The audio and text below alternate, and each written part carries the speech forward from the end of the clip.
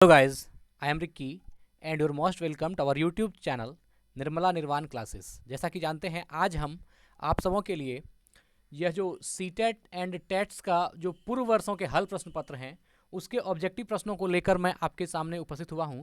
जैसा कि आपको मेरे फ़ोन के डिस्प्ले को देख करके यह बात मालूम होती होगी, आप यहां पर प्रश्नों को देख सकते हैं। बहुत सारे प्रश्न अब हम ऑब्जेक्टिव लेकर के आपके सामने उपस्थित होंगे और इसमें जो है एक ओर से हम सारा जो ऑब्जेक्टिव है उसको हम करवाएंगे। तो पहला जैसे 21 जनवरी 2022 को जो एग्ज़ाम हुई है ना, सीटेट केंद्रीय शिक्षक पात्रता परीक्षा पेपर 1 की, तो 21 जनवरी 2022 को जो प्रश्न पूछा गया हम उन सारे प्रश्नों को उनका सारा ऑब्जेक्टिव रूप लेकर के, जो ऑब्जेक्टिव में पूछा ही जाता है रूप लेकर के, तो हम उसको आपके सामने रखने वाले हैं। और सीटेट एंड टेट से जो पूर्व वर्षों के हल प्रश्न हैं यह हम पेपर 1 to 5 की बात कर रहे हैं। इसके अंतर्गत जो सबसे लेटेस्ट एग्जाम हुई है 21 जनवरी 2022 की, हम उसको लेकर आए हैं। और इस वीडियो पे जैसा प्यार सम्मान मिलेगा इसको देखते हुए मैं अगला वीडियो बनाऊंगा, क्योंकि बहुत मेहनत लगता है। एक एक पीडीएफ तैयार करके फिर सबको ऐड करना होता है, सबको मर्ज करके तब फिर एक पीडीएफ तैयार करनी होती है, फिर हम इसको बनाते हैं। तो ठीक है, आरंभ करते हैं और आज देखते हैं आप लोग कितना प्यार देते हैं इसको। इसी प्यार और मोहब्बत पर डिपेंड करेगा कि अगला बार और अगला आएगा या नहीं आएगा। ठीक है, तो चलिए आगाज़ करते हैं और शुरू करते हैं आज का जो पहला प्रश्न है। यह देखिए, इसमें 4 भाग होता है। पहला भाग में 30 ऑब्जेक्टिव प्रश्न, दूसरे भाग में भी 30 और तीसरे में भी 3 और चौथे में भी 4 ऑब्जेक्टिव और पांचवें भाग में भी 30 ऑब्जेक्टिव प्रश्न होते हैं। 5 भाग है। पहला भाग में जो है वह 30 ऑब्जेक्टिव प्रश्न होते हैं बाल विकास एवं शिक्षण शास्त्र से संबंधित। दूसरा भाग है जिसमें गणित एवं शिक्षा शास्त्र आता है, इससे भी 30 मार्क्स के प्रश्न 30 ऑब्जेक्टिव रहते हैं। और तीसरा है पर्यावरण अध्ययन, इससे भी 30 मार्क्स के प्रश्न 30 ऑब्जेक्टिव रहते हैं। और चौथा है भाषा हिंदी, इससे भी 30 ऑब्जेक्टिव और 30 प्रश्न रहते हैं। और पांचवा है भाषा अंग्रेजी, इससे भी 30 ऑब्जेक्टिव और 30 जो है 30 मार्क्स के होते हैं। तो एक ओर से हम लोग सभी देखेंगे। पहला जो है बाल विकास एवं शिक्षा शास्त्र है ना, बाल विकास एवं शिक्षा शास्त्र, इसको हम लोग देखते हैं, सबसे आरंभ में है। और चलिए इसका स्टार्ट करते हैं आज की वीडियो का। तो पहला प्रश्न है, बाल विकास के सिद्धांतों के संदर्भ में निम्न में से कौन सा कथन सही है। कहा जा रहा है कि बाल विकास के सिद्धांत के संदर्भ में, है ना, बाल विकास के सिद्धांत के संदर्भ में कौन सा कथन इसमें से सही है। तो इसका आंसर है, देखिए अब ऑप्शन 1 2 3 4 इसमें दिया गया है, तो आपको सही आंसर के सामने टिक करना है। देखिए आपको पूरा प्रश्न दिख रहा होगा। पहला प्रश्न है बाल विकास के सिद्धांतों के संदर्भ में, है ना, निम्न में से कौन सा कथन सही है। तो इसका ऑप्शन आप देख लीजिए। देखिए यहाँ पर जो सारी एक है, विकास शरीर के केंद्रीय भाग से बाहरी भाग की ओर होता है। दूसरा है विकास आनुवांशिकता और पर्यावरण से प्रभावित नहीं होता। तीसरा है ऐसे क्षेत्र में विकास का अन्य क्षेत्र के विकास पर कोई प्रभाव नहीं पड़ता। और चौथा जो है वह है विकास पूर्णतः संख्यात्मक है और इसे सटीक रूप से मापा जा सकता है। तो देखिए इसका जो राइट आंसर है वह 1 नंबर है ना। प्रश्न क्या था, तो प्रश्न जो है वो ये था कि बाल विकास के सिद्धांत के संदर्भ में निम्न में से कौन सा कथन सही है। तो बाल विकास के सिद्धांत के संदर्भ में यह कथन सही है कि विकास शरीर के केंद्रीय भाग से बाहरी भाग की ओर होता है। विकास जो है शरीर के केंद्रीय भाग से बाहरी भाग की ओर होता है। यह प्रश्न जो है यह राइट आंसर होगा। चलिए आगे बढ़ते हैं, क्वेश्चन नंबर 2 को लेते हैं। बच्चों में भाषा विकास किससे प्रभावित होता है। तो बच्चों में जो भाषा विकास है वह किससे प्रभावित होता है, वह आनुवांशिकता एवं पर्यावरण दोनों से प्रभावित होता है। आप ऑप्शन देख रहे होंगे, यह जो है ऑप्शन 1 है केवल आनुवांशिकता से, ऑप्शन 2 है केवल पर्यावरण से, ऑप्शन 3 है आनुवांशिकता एवं पर्यावरण दोनों से, ऑप्शन 4 है ना आनुवांशिकता से ना पर्यावरण से। तो इसका जो राइट आंसर होगा, बच्चों में भाषा विकास किससे प्रभावित होता है, तो यह आनुवांशिकता एवं पर्यावरण दोनों से होता है। ऑप्शन 3 जो है वह राइट है, ऑप्शन सी राइट आंसर है कि बच्चों में भाषा विकास किससे प्रभावित होता है, तो आनुवांशिकता एवं पर्यावरण दोनों से प्रभावित होता है। तीसरा प्रश्न है, एक प्रगतिशील कक्षा, है ना, एक प्रगतिशील कक्षा, ऑप्शन 1 है केवल मूक श्रवण को प्राथमिकता देता है, ऑप्शन 2 है अधिगमकर्ताओं की व्यक्तिगत विभिन्नताओं का सम्मान करता है, ऑप्शन 3 है अंक उन्मुख होता है, और ऑप्शन 4 है अधिगम के व्यवहारवादी सिद्धांतों पर निर्धारित होता है। तो एक प्रगतिशील कक्षा अधिगमकर्ताओं की व्यक्तिगत विभिन्नताओं का सम्मान करता है। एक प्रगतिशील कक्षा जो है वह अधिगमकर्ता, जो सीखने योग्य बच्चे हैं, है ना, अधिगमकर्ताओं की व्यक्तिगत विभिन्नताओं का सम्मान करता है। ऑप्शन बी जो है ये राइट आंसर है। ठीक है, आगे बढ़ते हैं। लॉरेंस कोलबर्ग के नैतिक विकास के सिद्धांत के अनुसार सजा टालने के लिए, है ना, सजा टालने के लिए नियमों का पालन करना किस चरण को दर्शाता है। यह है प्रथा पूर्व चरण, ऑप्शन 2 है अमूर्त संक्रियात्मक चरण, ऑप्शन 3 है प्रथागत चरण, ऑप्शन 4 है उत्तर प्रथागत चरण। तो प्रश्न को बढ़िया समझ लीजिए।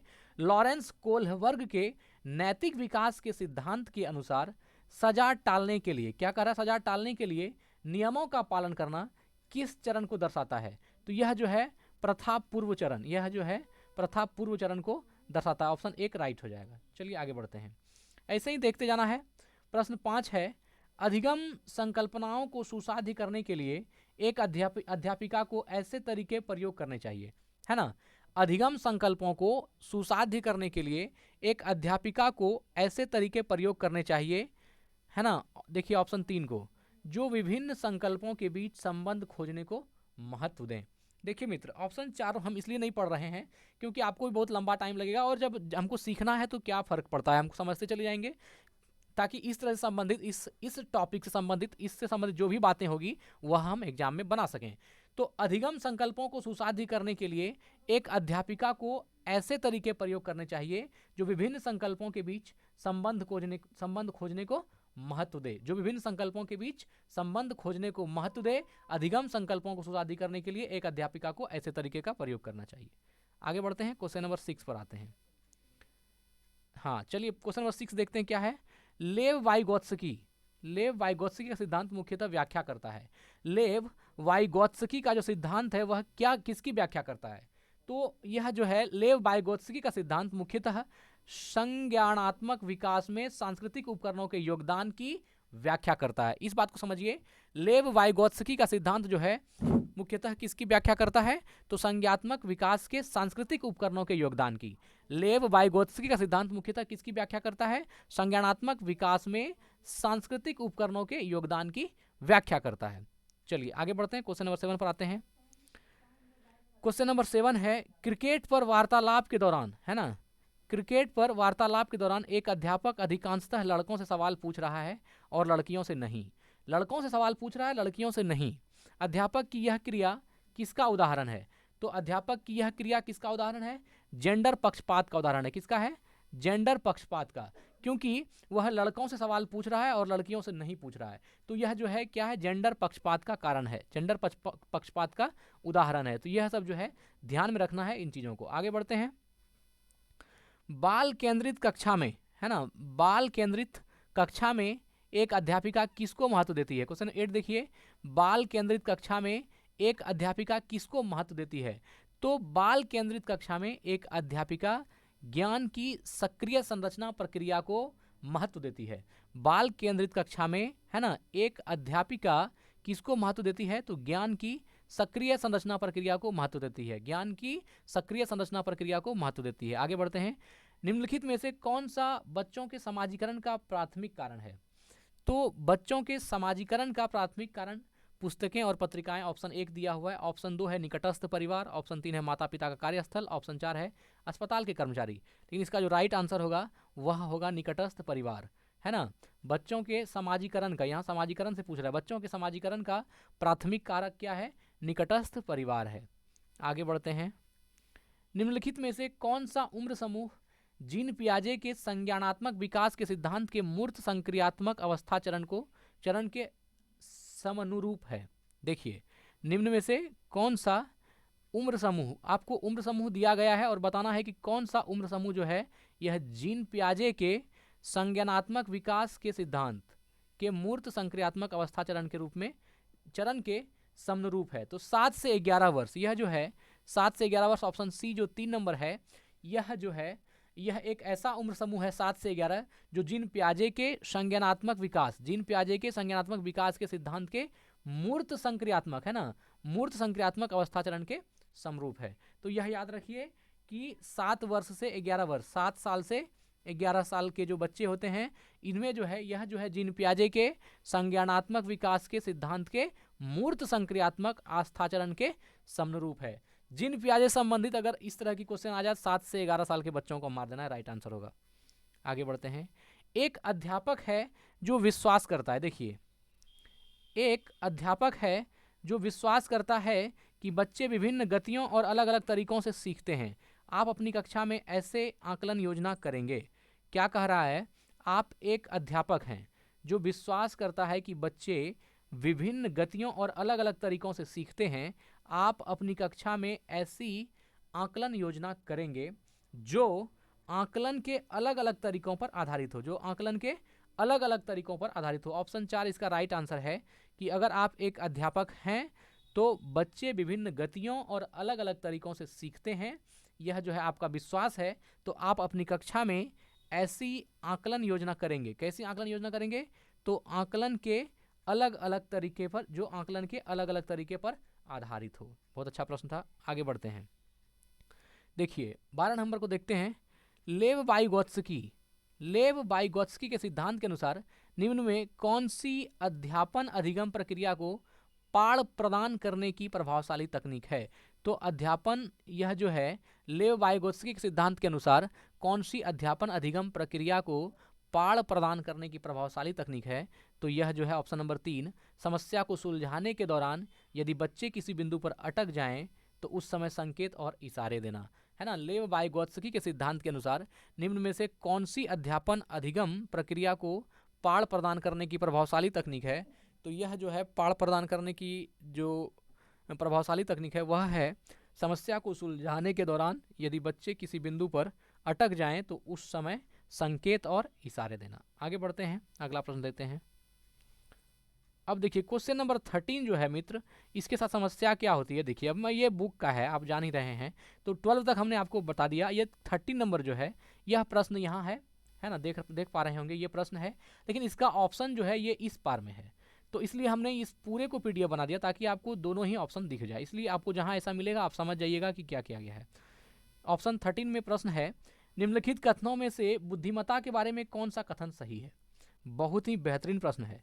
निम्नलिखित कथनों में से बुद्धिमत्ता के बारे में, है ना, कहा जा रहा है बुद्धिमत्ता के बारे में कौन सा कथन जो है इनमें से सही है? तो बुद्धिमत्ता के बारे में देखिए ऑप्शन 1 कह रहा है बुद्धिमत्ता को केवल बुद्धि लब्धि परीक्षणों द्वारा ही मापा जाता है ना। ऑप्शन 1 क्या कह रहा है? बुद्धिमत्ता को केवल बुद्धि लब्धि परीक्षणों द्वारा ही मापा जाता है। ऑप्शन 2 कहता है कि बुद्धिमत्ता संबंधी व्यक्तिगत विभिन्नताओं में आनुवांशिकता की कोई भूमिका नहीं होगी। ठीक है, चलिए अब आगे देखते हैं। इधर ऑप्शन 2 और बचा हुआ है हमारे पास, उसमें क्या कह रहा है ना। ये 13 नंबर प्रश्न था। थोड़ा सा बस जरा सा, अभी चूंकि फर्स्ट बार बना रहे हैं हमको थोड़ा सा दिक्कत हो रहा है इसमें, मेरा हाथ बढ़िया से चल नहीं पा रहा है, लेकिन हाँ इसको सही करेंगे। चलिए यहाँ 2 ऑप्शन यहाँ दिया हुआ है, एक क्षेत्र में उच्च बुद्धिमत्ता अन्य क्षेत्रों में भी, है ना, उच्च बुद्धिमत्ता सुनिश्चित करती है। यह बात भी जो है कि एक क्षेत्र में उच्च बुद्धिमत्ता अन्य क्षेत्रों में भी उच्च बुद्धिमत्ता सुनिश्चित करती है, यह भी सही नहीं है। और राइट आंसर ऑप्शन 4 है इसका, जिसमें कि बुद्धिमत्ता जो है ना, बुद्धिमत्ता विद्यालय में बेहतर प्रदर्शन करने की योग्यता अधिक है। बुद्धिमत्ता विद्यालय में बेहतर प्रदर्शन करने की योग्यता अधिक है। यह ऑप्शन 4 जो है राइट है। और इसका प्रश्न क्या था, हम एक बार प्रश्न को दिखाना चाहेंगे आपको। 13 नंबर प्रश्न था, निम्नलिखित कथनों में से बुद्धिमत्ता के बारे में कौन सा कथन सही है? तो बुद्धिमत्ता के बारे में कौन सा कथन सही है? तो बुद्धिमत्ता के बारे में जो राइट आंसर है वो ये होगा कि बुद्धिमत्ता विद्यालय में बेहतर प्रदर्शन करने की योग्यता से अधिक है। बुद्धिमत्ता विद्यालय में बेहतर प्रदर्शन करने की योग्यता से अधिक है।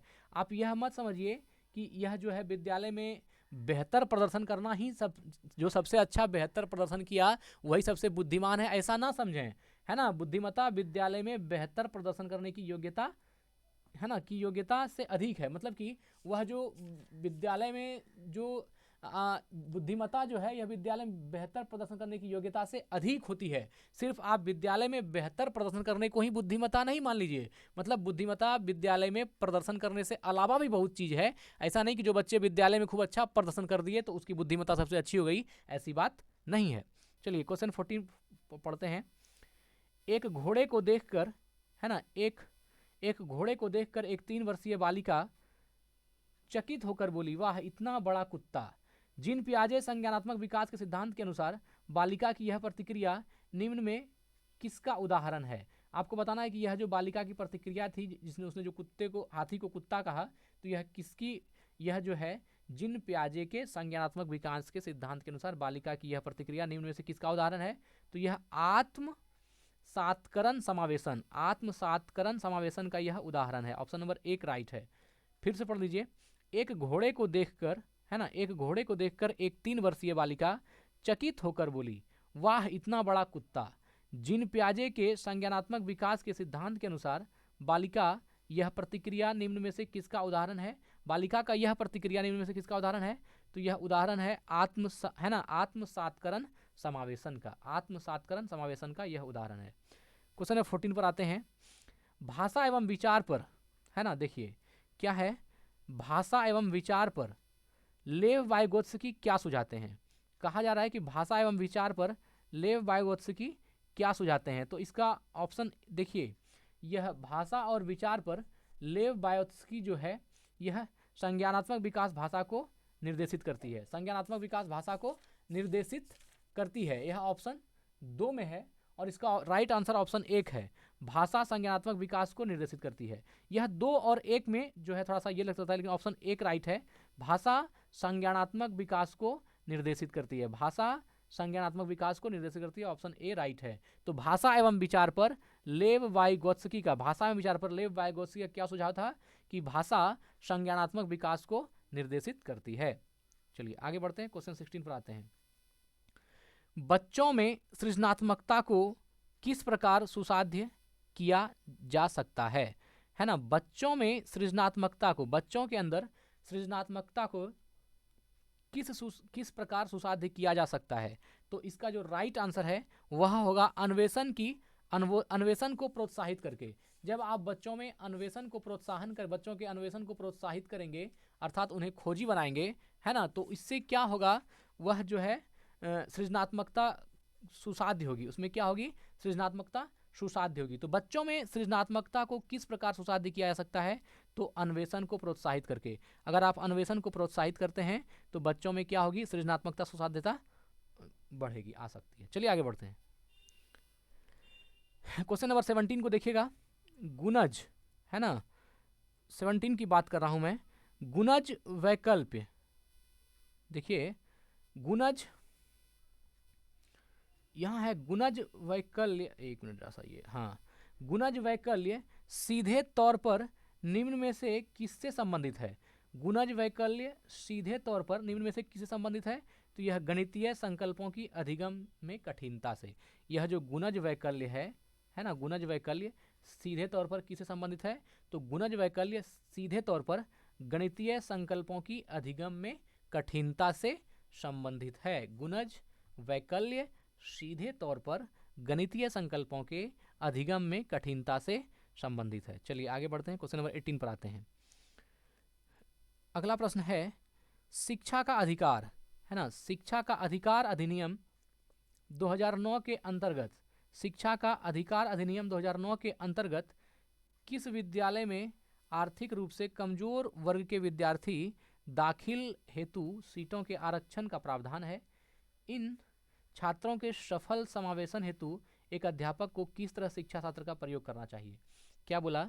शिक्षा का अधिकार अधिनियम 2009, शिक्षा का अधिकार अधिनियम 2009 के अंतर्गत किसी विद्यालय में आर्थिक रूप से कमजोर वर्ग के विद्यार्थी दाखिले हेतु सीटों के आरक्षण का प्रावधान है। इन छात्रों के सफल समावेशन हेतु एक अध्यापक को किस तरह के शिक्षा शास्त्र का प्रयोग करना चाहिए? तो यह है साम्यता पर आधारित। किस पर?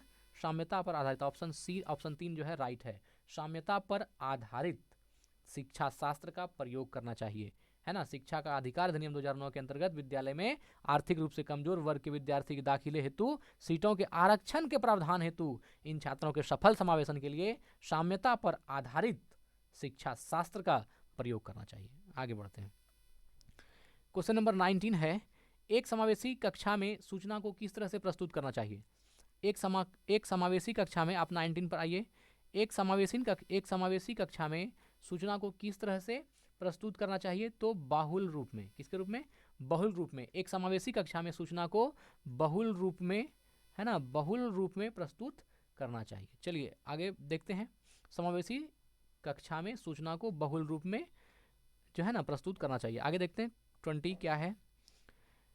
शिक्षा की समकालीन नीतियों के अनुसार दिव्यांग बच्चों की शिक्षा के लिए कौन सा मॉडल सुझाया गया? तो समावेशी शिक्षा मॉडल। कौन सा? समावेशी शिक्षा का मॉडल। यह प्रश्न बहुत ही अच्छा है। शिक्षा की समकालीन नीतियों के अनुसार, है ना, शिक्षा की समकालीन नीतियों के अनुसार दिव्यांग बच्चों की शिक्षा के लिए कौन सा मॉडल, है ना, कौन सा मॉडल सुझाया गया। तो समावेशी शिक्षा मॉडल जो है समकालीन नीतियों के अनुसार, शिक्षा की समकालीन नीतियों के अनुसार दिव्यांग बच्चों की शिक्षा के लिए समावेशी शिक्षा मॉडल सुझाया गया। अधिगम प्रक्रिया, देखिए आगे प्रश्न नंबर 21 को देखते हैं, क्या है 21 में। अधिगम प्रक्रिया के बारे में, है ना, अधिगम प्रक्रिया के बारे में निम्नलिखित में से कौन सा कथन गलत है। अधिगम प्रक्रिया के बारे में कौन सा कथन गलत है, यह आपको बताना है। तो अधिगम प्रक्रिया के बारे में यह गलत है कि अधिगम प्रक्रिया में त्रुटियां और गलतियां अप्रासंगिक है, यह बात गलत है। और इसका मतलब है कि अधिगम प्रक्रिया में गलतियां और त्रुटियां प्रासंगिक है, मतलब ये जो है आम बात है, ये होती ही रहती है। लेकिन अधिगम प्रक्रिया के बारे में निम्नलिखित में से कौन सा कथन सही है, तो ये बाकी 1, 3 और 4 ये तीनों कथन सही है। एक कथन कहता है कि अधिगम एक निरंतर प्रक्रिया है, यह बात तो आप जानते ही हैं। ऑप्शन 3 कहता है कि अधिगम व्यक्तिगत एवं पर्यावरण कारकों पर आधारित होता है, यह भी सही है। और ऑप्शन 4 कहता है कि अधिगम चक्रीय रूप से होता है, अनुरेखीय रूप से नहीं, यह भी सही है। तो सिर्फ ऑप्शन 2 नंबर जो हमारा था ये गलत था कि अधिगम प्रक्रिया में त्रुटियां और गलतियां अप्रासंगिक है। सही क्या होगा, अधिगम प्रक्रिया में त्रुटियां और गलतियां प्रासंगिक है। आगे बढ़ते हैं, क्वेश्चन नंबर 21 हो गया। अब 22 पर आते हैं, ये सब जो है एक बार दोबारा आ गया है इसमें मित्र। अब हम 22 पर आ रहे हैं। चलिए, बच्चों को बारंबार, देखिए 22 में क्या है ना, बच्चों को बारंबार यह बोलने से कि वह अधिगम के लिए योग्य नहीं है किस संभावना को बढ़ावा देता है। तो यह बच्चे अधिगम के प्रति अनुत्प्रेरित या निष्प्रेरित हो जाएगा। यह बात एकदम राइट है कि बच्चों को जो है आप बार बार, है ना, यह बोलना कि अधिगम के योग्य वह नहीं है, यह किस संभावना को बढ़ावा देता है, यह बढ़ावा देता है बच्चों के अधिगम के प्रति अनुत्प्रेरित निष्प्रेरित हो जाएगा। बच्चे जो है अधिगम के प्रति अनुत्प्रेरित निष्प्रेरित हो जाएगा। मतलब अगर आप बार बार किसी को हताश कीजिएगा तो स्वाभाविक बात है उससे क्या होगी, हताशा उसमें बढ़ने लगेगा। आप बच्चों से बार बार कहिएगा कि वह अधिगम के योग्य नहीं है तो इससे क्या होगी, उसके मन में नेगेटिव भावनाएं आएगी, नकारात्मक विचार आएंगे और बच्चे अधिगम के प्रति अनुत्प्रेरित अर्थात निष्प्रेरित हो जाएगा। चलिए आगे बढ़ते हैं, 23 पर आते हैं। समस्या समाधान कौशल को किस प्रकार बढ़ाया जा सकता है। समस्या समाधान, है ना, समस्या समाधान कौशल को किस प्रकार बढ़ाया जा सकता है। तो समाधानों के वैकल्पिक तरीकों को मानकर समस्या समाधान कौशल को किस प्रकार बढ़ाया जा सकता है। तो इसका राइट आंसर है समाधानों के वैकल्पिक तरीकों को मानकर। समाधान के वैकल्पिक तरीकों को मानकर जो है समस्या समाधान कौशल को बढ़ाया जा सकता है। देखिए, समस्या समाधान कौशल का मतलब क्या हुआ, कोई समस्या है, देखिए हिंदी में थोड़ा क्लिष्ट हो जाता है, कोई समस्या है उसके समाधान करने की कौशल, मतलब कि उस समस्या का सॉल्यूशन करने का कौशल जो है उसको आप कैसे बढ़ा सकते हैं। तो किसी समस्या के समाधान करने के कौशल को आप समाधानों के वैकल्पिक तरीकों को, है ना, वैकल्पिक तरीकों को मानकर उसको बढ़ा सकते हैं, समस्या के समाधान का कौशल को बढ़ा सकते हैं। 24 है, प्राथमिक कक्षाओं में, है ना, प्राथमिक कक्षाओं के संकल्प अध्यापन हेतु विषय वस्तु को प्रस्तुत करने का कौन सा क्रम सर्वाधिक उपयुक्त है। तो यह है मूर्ति सामग्री, फिर है चित्र, फिर है संकेत। तो ये ऑप्शन 4 राइट है। कह रहा है कि प्राथमिक कक्षाओं में संकल्प अध्यापन हेतु विषय वस्तु को प्रस्तुत करने का कौन सा क्रम सर्वाधिक उपयुक्त है। तो यह जो मूर्ति सामग्री है, उसके बाद चित्र है, उसके बाद संकेत है। सबसे पहले आप मूर्ति सामग्री समझाएंगे छोटे बच्चे को, फिर आप उसको चित्र के माध्यम समझाएंगे और फिर आप संकेत के माध्यम समझाएंगे। जैसे मान लीजिए हम तांबे की बात करते हैं, कॉपर एक मेटल है, अगर हमको समझाना है बच्चे को ये कॉपर है तो पहले हम कॉपर का कोई पात्र दिखाएंगे, वह उसके मूर्ति रूप सामग्री होगी, फिर उसको चित्र से समझाएंगे कॉपर ऐसा होता है, और फिर संकेत में बताएंगे कि कॉपर को Cu लिखा जाता है। तो इस तरह से वो समझेगा। चलिए आगे बढ़ते हैं, 25 पर आते हैं, है ना। 25 नंबर कह रहा है बच्चों के अधिगम पर कक्षा के वातावरण का काफ़ी प्रभाव पड़ता है। प्रवीणति अभिमुखी अधिगम, वह अधिगम जो समझने पर जोर दे। संस्कृति को बढ़ावा देने के लिए कक्षा का वातावरण किस तरह होना चाहिए। तो यह जो है सकारात्मक एवं सहयोगात्मक, ऑप्शन 4 राइट है। बच्चों के अधिगम पर कक्षा के वातावरण का काफ़ी प्रभाव पड़ता है।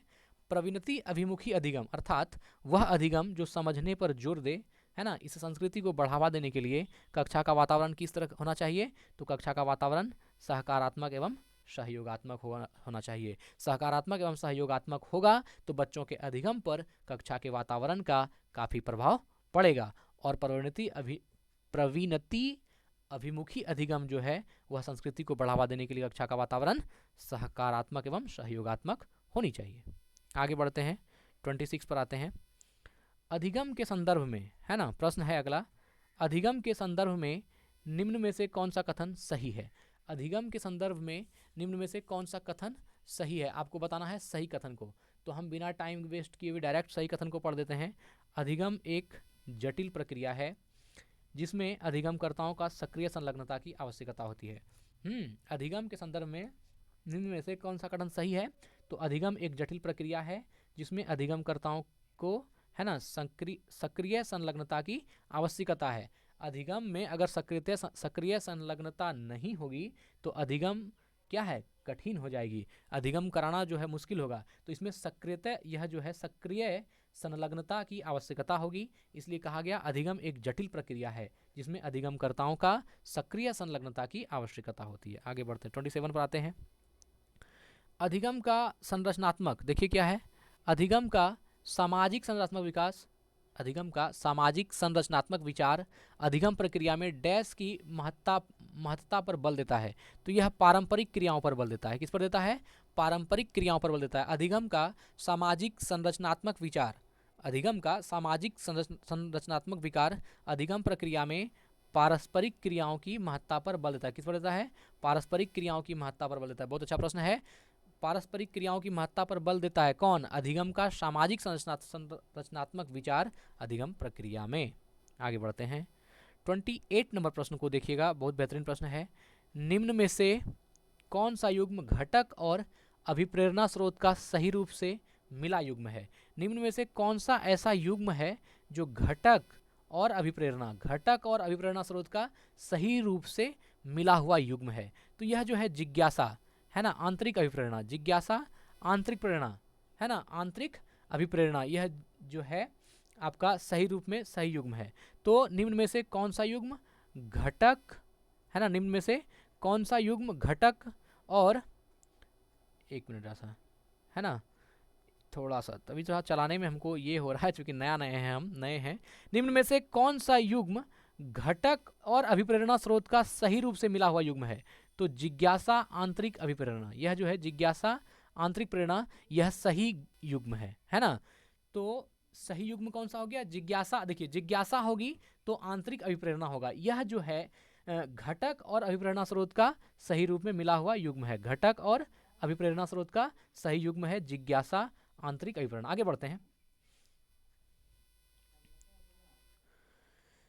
विद्यार्थियों में संकल्पनात्मक समझ को सुसाध्य करने हेतु एक अध्यापिका को, है ना, विद्यार्थियों में 29 देखिए, विद्यार्थियों में संकल्पनात्मक समझ को सुसाध्य करने हेतु एक अध्यापिका को, और आंसर देखिए, जो प्रस्तुत किया गया है और जो पहले से ही ज्ञात है उन दोनों में संबंध स्थापित करने के अवसर प्रदान करने चाहिए, है ना। विद्यार्थियों में संकल्पनात्मक समझ को सुसाध्य करने हेतु एक अध्यापिका को जो प्रस्तुत किया गया है और जो पहले से ही ज्ञात है उन दोनों में संबंध स्थापित करने के अवसर प्रदान करने चाहिए। क्वेश्चन नंबर 30 पर आते हैं। देखिए प्रश्न 30 है, देखिए क्या कह रहा है, निम्न में से कौन सा, है ना, निम्न में से कौन से कारक अधिगम को प्रभावित करते हैं? कौन सा कारक है जो अधिगम को प्रभावित करते हैं? तो ए, बी, सी और डी, ऑप्शन 4 को आप देख रहे हैं राइट आंसर लिया गया है। तो ए, बी, सी और डी चारों ही आंसर सही है। निम्न में से कौन से कारक अधिगम प्रक्रिया को प्रभावित करते हैं? तो अभिप्रेरणा भी अधिगम प्रक्रिया को प्रभावित करते हैं, सामाजिक संदर्भ भी अधिगम प्रक्रिया को प्रभावित करते हैं, संवेग भी अधिगम प्रक्रिया को प्रभावित करते हैं, और शिक्षा शास्त्रीय उपागम भी, है ना, यह अधिगम प्रक्रिया को प्रभावित करते हैं। तो अधिगम प्रक्रिया को प्रभावित करने वाले जो कारण थे उसमें हम लोग चारों को देखा, अभिप्रेरणा को, सामाजिक संदर्भ को, संवेग को और शिक्षा शास्त्रीय उपागम को। ये चारों चीज़ें अधिगम को प्रभावित करती है। तो यह जैसा हमने बताया था कि इसमें जो है पहला भाग जो है इसमें 30 प्रश्न होंगे बाल विकास के। तो यहाँ पर हमने 30 प्रश्न देखा, यह बाल विकास एवं शिक्षण शास्त्र से संबंधित प्रश्न थे, इसको हमने देखा। अब दूसरी टाइप है जो गणित एवं शिक्षा शास्त्र से है, तो उस ओर हम कदम बढ़ाते हैं। अगला प्रश्न लेते हैं, यह प्रश्न 31 से है। अब देखिए आपको लग रहा होगा कि जब आपने 30 लिया तो 30 के बाद 31 होना चाहिए था, आपने 38 कैसे ले लिया, 38 कैसे आ गया? इसके मैं ये बताना चाहूँगा मित्र, इसमें मैथ का प्रश्न है और मैथ का प्रश्न थोड़ा सा लेंदी है। अगर मैं इसे बताना चाहूँ तो वो इस छोटे से डिस्प्ले पर मैं फ़ोन से शूट कर रहा हूँ, इससे पॉसिबल नहीं है। इसलिए हमने उस मैथ वाले में जो शिक्षा शास्त्र से जुड़े हुए जो प्रश्न थे, शिक्षण शास्त्र से संबंधित, उसको ले लिया और मैथ के जो बड़े 9 धारा से अलग अलग से संबंधित सवाल थे उसको हमने छोड़ दिया है। मैथ के कुछ प्रश्नों को छोड़ा है, बाकी शिक्षा शास्त्र का, शिक्षण शास्त्र का सारे प्रश्नों को हमने इसमें लिया है। अगर आपको यकीन नहीं है तो आप देख लीजिएगा निकाल के, उसमें सब कुछ हो जाए, दिख जाएगा आपको। तो चलिए स्टार्ट करते हैं। 38 प्रश्न है, निम्नलिखित में से कौन सा कथन सत्य है ना, इसमें बताना है निम्नलिखित में से कौन सा कथन सत्य है। तो ऑप्शन 1 देखिए क्या है, एक अभाज्य संख्या में जब दूसरी अभाज्य संख्या जोड़ी जाए तो सदा एक अभाज्य संख्या प्राप्त होती है। क्या ऐसा सही है? मान लीजिए एक अभाज्य संख्या 2 है और इसमें दूसरी अभाज्य संख्या मान लीजिए 7 है, इसको जोड़ दें, 2 और 7 को जोड़ दें तो क्या 7 और 2 9 हो गया, क्या ये एक अभाज्य संख्या प्राप्त होगी? नहीं, तो यह गलत है। कौन सा कथन सही होगा, तो इसको आगे हम लोग देखेंगे। अगला प्रश्न सीधा देख लेते हैं, अभाज्य संख्याएं अपरिमित रूप से अनेक हैं, निम्नलिखित से कौन सा कथन? दूसरा कथन कहता है कि एक अभाज्य संख्या को दूसरी अभाज्य संख्या से गुना किया जाए तो सदा एक अभाज्य संख्या प्राप्त होगी। नहीं, 2 और 7 को अगर आप मल्टीप्लाई करेंगे तो 14 होता है, जो कि एक सम संख्या है, वह अभाज्य संख्या नहीं है। तो यहाँ से भी आप इसको देख सकते हैं कि इवन नंबर मालूम हो रहा है, ये कह रहा है कि अभाज्य होगा, तो ये गलत है। ऑप्शन 3 कह रहा है कि अभाज्य संख्याओं के गुणनखंड नहीं होते, अभाज्य संख्याओं के भी गुणनखंड होते हैं। ये अलग बात है कि उसके गुणनखंड खुद और एक होता है, लेकिन गुणनखंड तो होता है। तो ये तीनों ही ऑप्शन गलत है, 1, 2 और 3। चौथा आंसर अभाज्य संख्या अपरिमित रूप से अनेक है, ये बात सही है कि अभाज्य संख्या अपरिमित रूप से अनेक है। चलिए आगे बढ़ते हैं। अगला प्रश्न लिया है हमने 46, यह जो 46 नंबर है इसको भी देखेंगे क्या है इसमें। कक्षा 2 के, है ना, यह कह रहा है कक्षा 2 के, एक मिनट जरा सा भाई, ये जो आ जाता है ना बीच में बड़ा डिस्टर्ब करता है।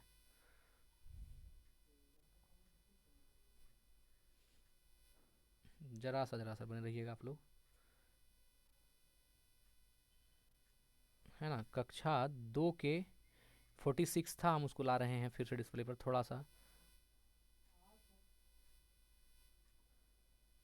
चलिए क्या कह रहा है, कक्षा 2 के छात्रों को, है ना, कक्षा 2 के छात्रों को 35 लिखने के लिए कहा गया तो कुछ ने 305 लिखा, अध्यापक के रूप में आप इसको कैसे संबोधित करेंगे, है ना। 35 लिखने के लिए कहा और उसने क्या लिख दिया, 305 लिख दिया। अध्यापक के रूप में आप इसको कैसे संबोधित करेंगे?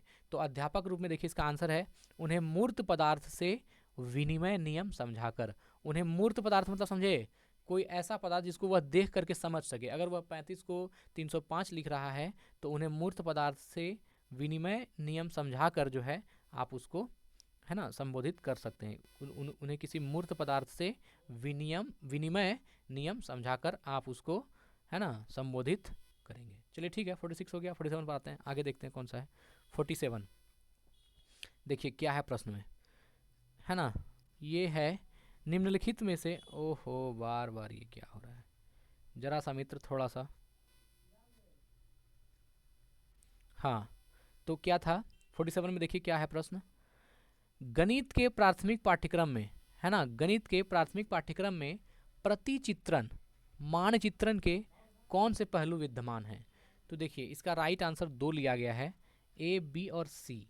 ए, बी और सी, यह तीनों जो है ऑप्शन सही होगा कि मानचित्र का अर्थांकन, बिना पैमाने वाले आलेख और संकेतों का प्रयोग, यह 3 जो है देखिए गणित के प्राथमिक पाठ्यक्रम में, है ना, गणित के प्राथमिक पाठ्यक्रम में प्रतिचित्रण मानचित्रण के कौन से पहलू विद्यमान हैं? तो मानचित्र का अर्थांकन, बिना पैमाने वाले आलेख और तीसरा है संकेतों अर्थात प्रतीकों का प्रयोग। यह तीनों जो है ना, यह मानचित्र के पहलू हैं जो गणित के प्राथमिक पाठ्यक्रम में प्रतिचित्रण के लिए विद्यमान है। ठीक है, चलिए आगे बढ़ते हैं।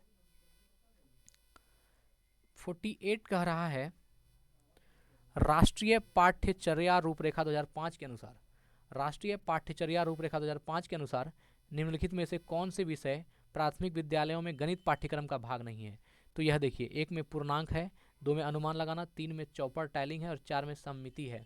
तो देखिए राष्ट्रीय पाठ्यचर्या रूपरेखा 2005 के अनुसार निम्नलिखित में से कौन से विषय प्राथमिक विद्यालयों में गणित पाठ्यक्रम का भाग नहीं है? तो पूर्णांक, पूर्णांक जो है गणित पाठ्यक्रम का भाग नहीं है, जबकि बाकी तीन जो है चौपड़, टाइलिंग है, अनुमान लगाना भी, यह भी जो है राष्ट्रीय पाठ्यचर्या रूपरेखा 2005 के अनुसार विषय प्राथमिक विद्यालयों में गणित पाठ्यक्रम का भाग है। अनुमान लगाना है, चौपड़ भी है और सम्मिति भी है, लेकिन पूर्णांक जो है यह प्राथमिक विद्यालय में गणित की पाठ्यक्रम का भाग नहीं है।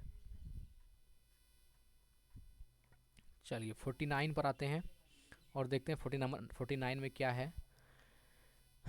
चलिए ठीक है। मानकों का प्रयोग निम्नलिखित में से किन अवधारणाओं को समझने के लिए किया जा सकता है? मानकों का प्रयोग, तो मानकों का प्रयोग जो है वह संख्या बोध, भिन्न प्रतिरूप, संख्या बोध, भिन्न और प्रतिरूप, इसका मानकों का प्रयोग इन अवधारणाओं को समझाने के लिए किया जा सकता है। तो संख्या बोध को समझाने के लिए मानकों का प्रयोग किया जा सकता है, भिन्न को समझाने के लिए मानकों का प्रयोग किया जा सकता है और प्रतिरूप को समझाने के लिए भी मानकों का प्रयोग किया जा सकता है। तो ये सब था कि मानकों का प्रयोग किन किन अवधारणाओं को समझाने में किया जाता है। अगला प्रश्न लेते हैं 50 नंबर 50 में कह रहा है निम्नलिखित में से कौन से कथन सही हैं? आपको बताना है कि इनमें से कौन सा कथन सही है। तो ऑप्शन ए कहता है कि समस्या समाधान में लड़के लड़कियों से अधिक योग्य हैं। देखिए ये पक्षपाती वाला बात तो आप सीधा गलत काट दीजिएगा। समस्या समाधान में लड़के लड़कियों से अधिक योग्य हैं, ये कहना सरासर गलत होगा और अभी के ज़माने में ये सब बोलना भी नहीं है। अगला है ग्रामीण पृष्ठभूमि से आने वाले बच्चों को गणित कठिन लगता है। एकदम नहीं बोलना है ग्रामीण पृष्ठभूमि से आने वाले बच्चों को गणित कठिन लगता है, ऐसा बात नहीं है। आप ग्रामीण बच्चे का जब मैथ देखेंगे तो आपका दिमाग हिल जाएगा। अगर गरहा बरगना जब पढ़ता है डायरेक्ट है उसका सीधे दिमाग घुमा देगा। तो यह सब मानना गलत है। ऑप्शन बी भी गलत है, ऑप्शन ए भी गलत है। ऑप्शन सी देखिए, अध्यापक के विचारों का प्रभाव गणित सीखने वाले बच्चों को सीखने वालों के प्रदर्शन पर होता है। यह क्या कह रहा है? अध्यापक के विचारों का प्रभाव गणित सीखने वालों के प्रदर्शन पर होता है। राइट आंसर सी है, ऑप्शन सी जो है सही है। आप देख रहे हैं ऑप्शन सी राइट आंसर है। कि कौन सा कथन सही है? तो अध्यापक के विचारों का प्रभाव गणित सीखने वालों के प्रदर्शन पर होता है। वह प्रदर्शन जैसा करेगा वैसा समझिए अध्यापकों के विचार हैं। ये बात भी अच्छा प्रश्न था। अब 51 पर आते हैं। इसमें कह रहा है प्राथमिक कक्षा के विद्यार्थियों को आंकड़ों का संग्रहण और अर्थांकन पढ़ाने के लिए निम्नलिखित में से कौन सी योजना उत्तम है ना? प्राथमिक कक्षा के विद्यार्थियों को आंकड़ों का संग्रहण, प्राथमिक कक्षा विद्यार्थियों को अगर आप आंकड़ों का संग्रहण और अर्थांकन पढ़ाने के लिए निम्नलिखित में से कौन सा योजना उत्तम है? तो इसका राइट आंसर है विद्यार्थियों से सर्वेक्षण का संचालन करवाना। विद्यार्थियों से सर्वेक्षण का संचालन करवाना, यह जो है प्राथमिक कक्षा के विद्यार्थियों को आंकड़ों का संग्रहण और अर्थांकन पढ़ाने के लिए निम्नलिखित में से कौन सी योजना उत्तम है? तो विद्यार्थियों को सर्वेक्षण का संचालन करवाना, यह सबसे उत्तम है। चलिए, एक विद्यार्थी कहता है कि समोसे का आकार त्रिभुज जैसा है। वह ज्यामितीय विवेचन में वैन हिल के अनुसार किस स्तर पर है? देखिए, तो यह स्तर 0 पर है। इस बात को समझिएगा। क्या कह रहा है कि एक विद्यार्थी कहता है कि समोसे का जो आकार है वह त्रिभुज जैसा है। ये सब प्रश्न आ जाता है, देखिए लड़ जाता है। ऐसा बात नहीं है कि अगर आप इसको पढ़ रहे हैं तो नहीं आएगा, ऐसी बात नहीं है। हूबहू आ सकता है, थोड़ा मोड़ा अंतर कर देगा।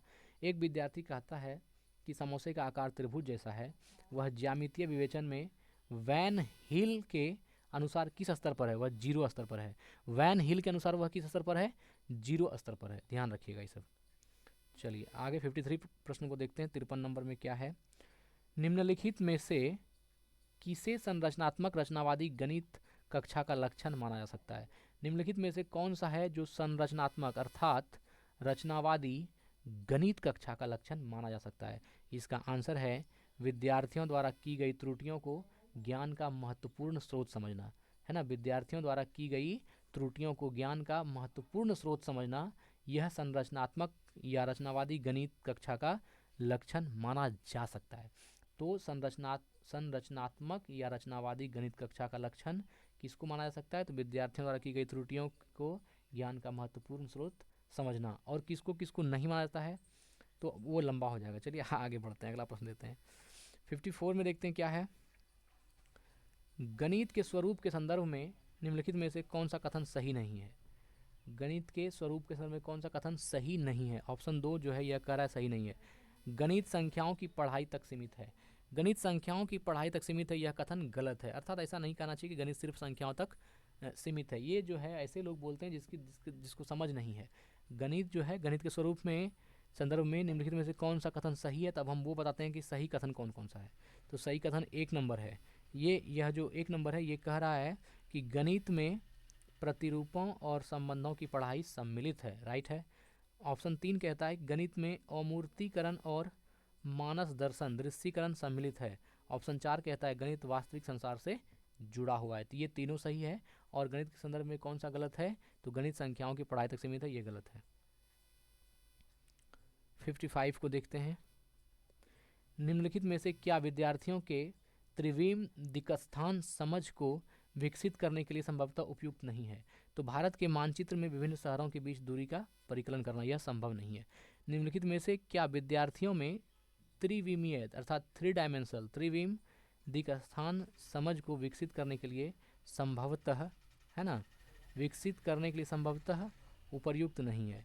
तो भारत के मानचित्रों में विभिन्न शहरों के बीच की दूरी का परिकलन ये 3 डायमेंशन में कैसे दिखा सकता है? तो यह परिकलन करना संभव नहीं है। 56 आते हैं। गला दर्द करने लगता है मित्र, बोलने का मन नहीं करने लगता है। 56 में कह रहा है, थोड़ा सा इसको ऊपर कर दें और हम, हाँ चलिए ठीक है, अब इसको देख लेते हैं। 56 कह रहा है समतल आकृतियों के क्षेत्रफल को मापने के संदर्भ में निम्नलिखित में से कौन सा कथन सही नहीं है? अगर आपको समतल आकृतियों के क्षेत्रफल को मापना है तो इसके संदर्भ में कौन सा कथन सही नहीं है? तो क्षेत्रफल मापने वाले सूत्रों को क्षेत्रों के अनुसार के अनुमान से पहले पढ़ाया जाना। क्या कह रहा है? समतल आकृतियों के क्षेत्रफल को मापने के संदर्भ में निम्नलिखित में से कौन सा कथन सही नहीं है? तो क्षेत्रफल मापने वाले सूत्रों को क्षेत्रों के अनुमान से पहले पढ़ाया जाना, यह सही कथन सही नहीं है। तो सही क्या है?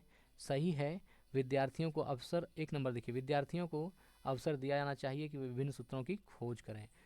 ऑप्शन 3 कहता है कि मापन में औपचारिक मानकों का परिचय और परिपालन के लिए ग्रीड पेपर लाभदायक साधन हो सकता है।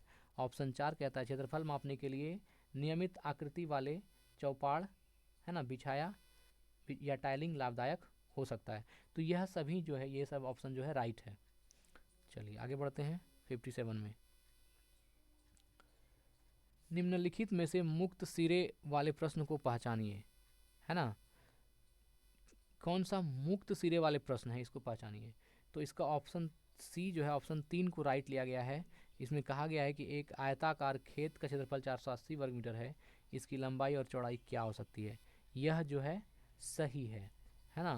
तो मुक्त सिरे वाले प्रश्न को पहचानिए। और ऑप्शन 1 जो है, एक गत्ते के डिब्बे का आयतन, देखिए एक में क्या है, इसको नहीं लिया। एक गत्ते के डिब्बे का आयतन इतना घन मीटर है, यदि इसकी लंबाई चौड़ाई 8 मीटर हो तो इसकी ऊंचाई क्या है? इसको नहीं कहा गया। लेकिन निम्नलिखित में से मुक्त सिरे वाले प्रश्न कौन से हो गए? तो मुक्त सिरे वाला प्रश्न जो होगा वह तीसरा का पहला, एक आयताकार खेत का क्षेत्रफल 480 वर्ग मीटर है, इसकी लंबाई और चौड़ाई क्या हो सकती है? यह प्रश्न इसमें बताइए, सिर्फ क्षेत्रफल मालूम है तो आप लंबाई चौड़ाई कैसे निकाल सकते हैं? यह जो है पॉसिबल नहीं है। इसलिए इसको क्या कहा गया? क्या? मुक्त सिरे वाले प्रश्न। बाकी सब पॉसिबल है ना। लेकिन ये 3 नंबर जो है कि सिर्फ आयताकार क्षेत्र का जो है आपको क्षेत्रफल दे देगा और कहेगा लंबाई चौड़ाई निकालिए, तो ये पॉसिबल नहीं है। ये मुक्त सिरे वाला प्रश्न हो गया, जिसको आप बिना हाथ पैर का कहते हैं। आगे बढ़ते हैं, 58 को देखते हैं। गणित की अवधारणाओं को पदानुक्रमित संदर्भ में निम्नलिखित में से कौन सा कथन सही नहीं है? तो भिन्नों का गठन दशमलव की अवधारणा पर हुआ, यह गलत है ना। गणित की अवधारणाओं के पदानुक्रमित संदर्भ में निम्नलिखित में से कौन सा कथन सही नहीं है? तो यह कथन सही नहीं है कि भिन्नों का गठन दशमलव की अवधारणा पर हुआ, यह कथन गलत है। और सही कथन क्या क्या है उसको देखिए। गुणन का पठन योग की अवधारणा पर हुआ, 2 को 3 बार गुना कीजिए या 2 को 3 बार जोड़ दीजिए तो यह ठीक है। गुणन का गठन योग की अवधारणा पर हुआ। भाग का गठन व्यकलन की अवधारणा पर हुआ। भाग का व्यकलन पर इसलिए आता है, जैसे मान लीजिए 10 रोटी है, 5 आदमी में बांटना है, 2 से डिवाइड कीजिएगा 5 पहुँचा जाएगा, तो यह व्यकलन की अवधारणा पर हुआ। और तीसरा है पूर्णांकों का गठन प्राकृतिक संख्याओं की अवधारणा पर हुआ। पूर्णांक संख्या वह है जो 0 से स्टार्ट होती है और प्राकृतिक संख्या 1 से स्टार्ट होती है। पूर्णांकों का गठन प्राकृतिक संख्या की अवधारणा पर हुआ, ये राइट है। तो यही 4 नंबर गलत था। आगे देखते हैं क्या है।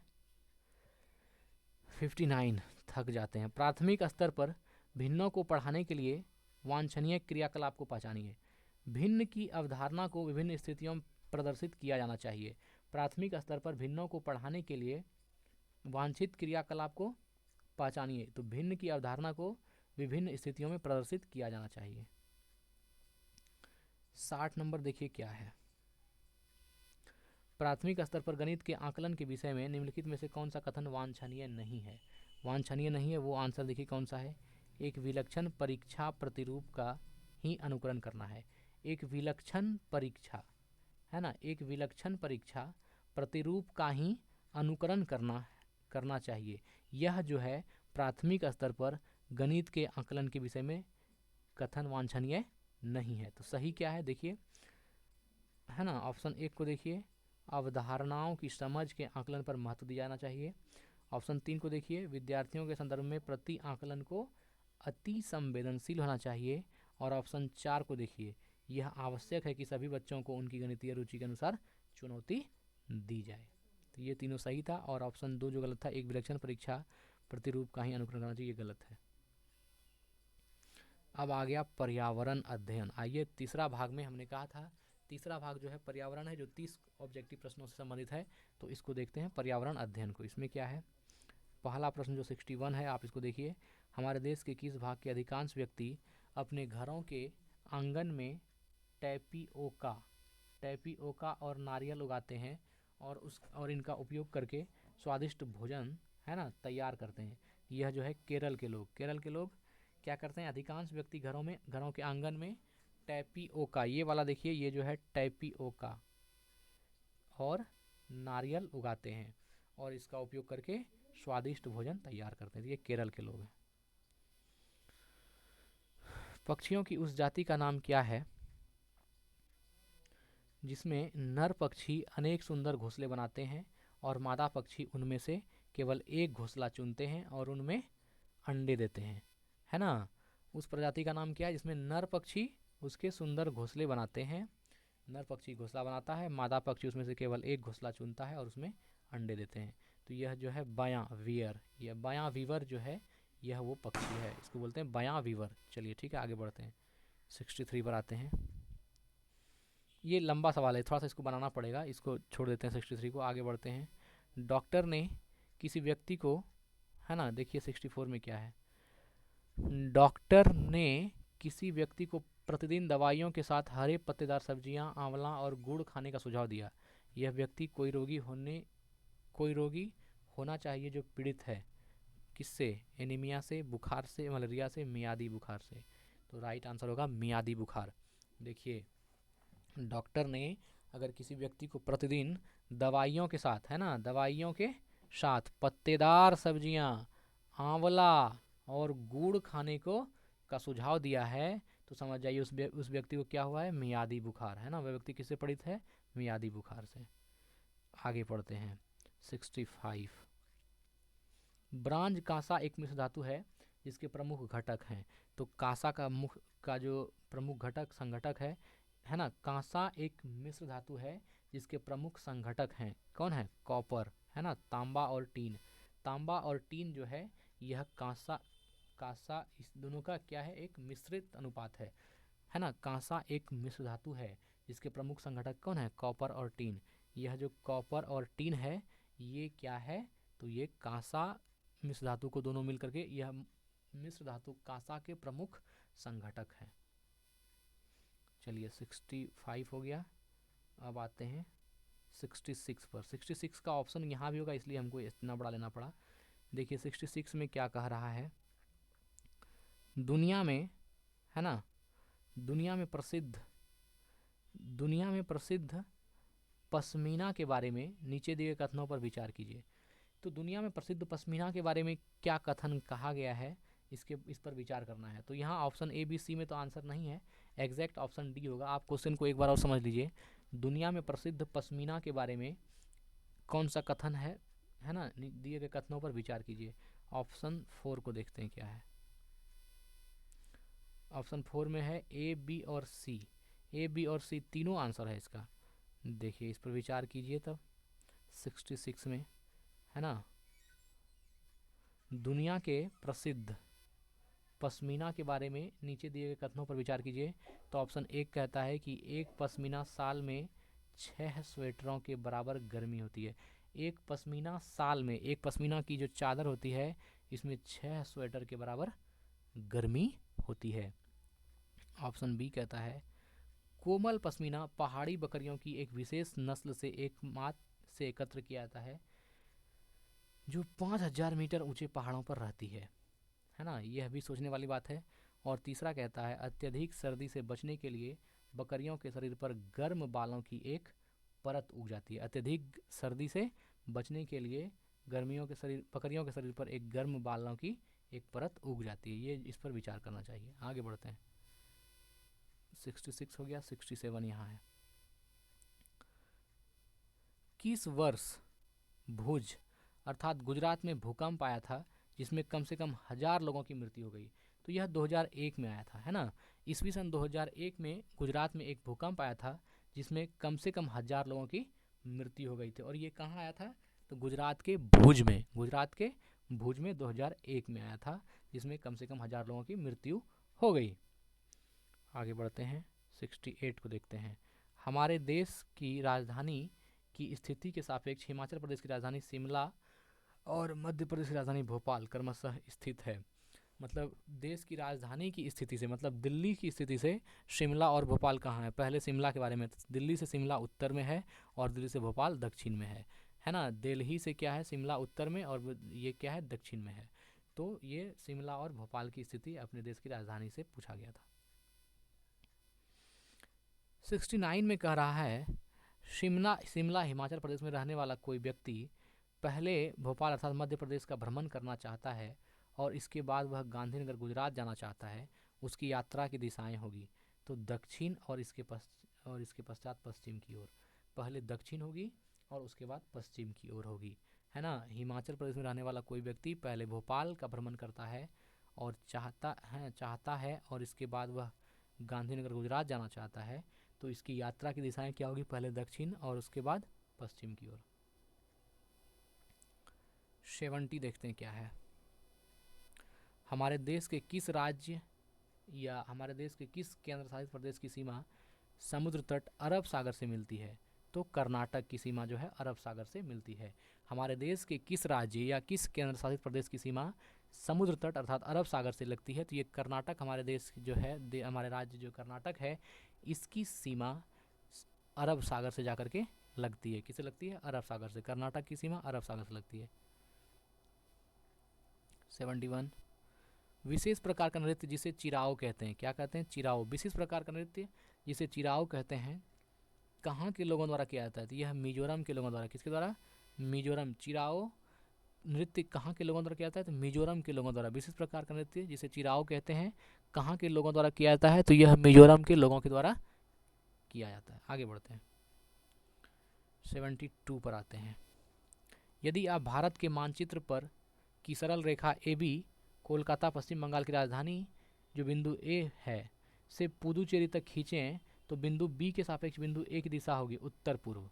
ये ज्योग्राफी का प्रश्न है। अगर आप इसको अच्छे से समझेंगे तो यह समझ में आ जाएगी कि कहाँ पर जो है आपका पश्चिम बंगाल है और वह किधर है। तो यदि आप भारत के मानचित्र पर की सरल रेखा AB कोलकाता पश्चिम बंगाल कोलकाता से पुदुचेरी तक खींचें, कोलकाता से पुदुचेरी तक खींचें तो B के सापेक्ष बिंदु A की दिशा क्या होगी? उत्तर पूर्व होगी। बोलने में बहुत एनर्जी लॉस होता है मित्र।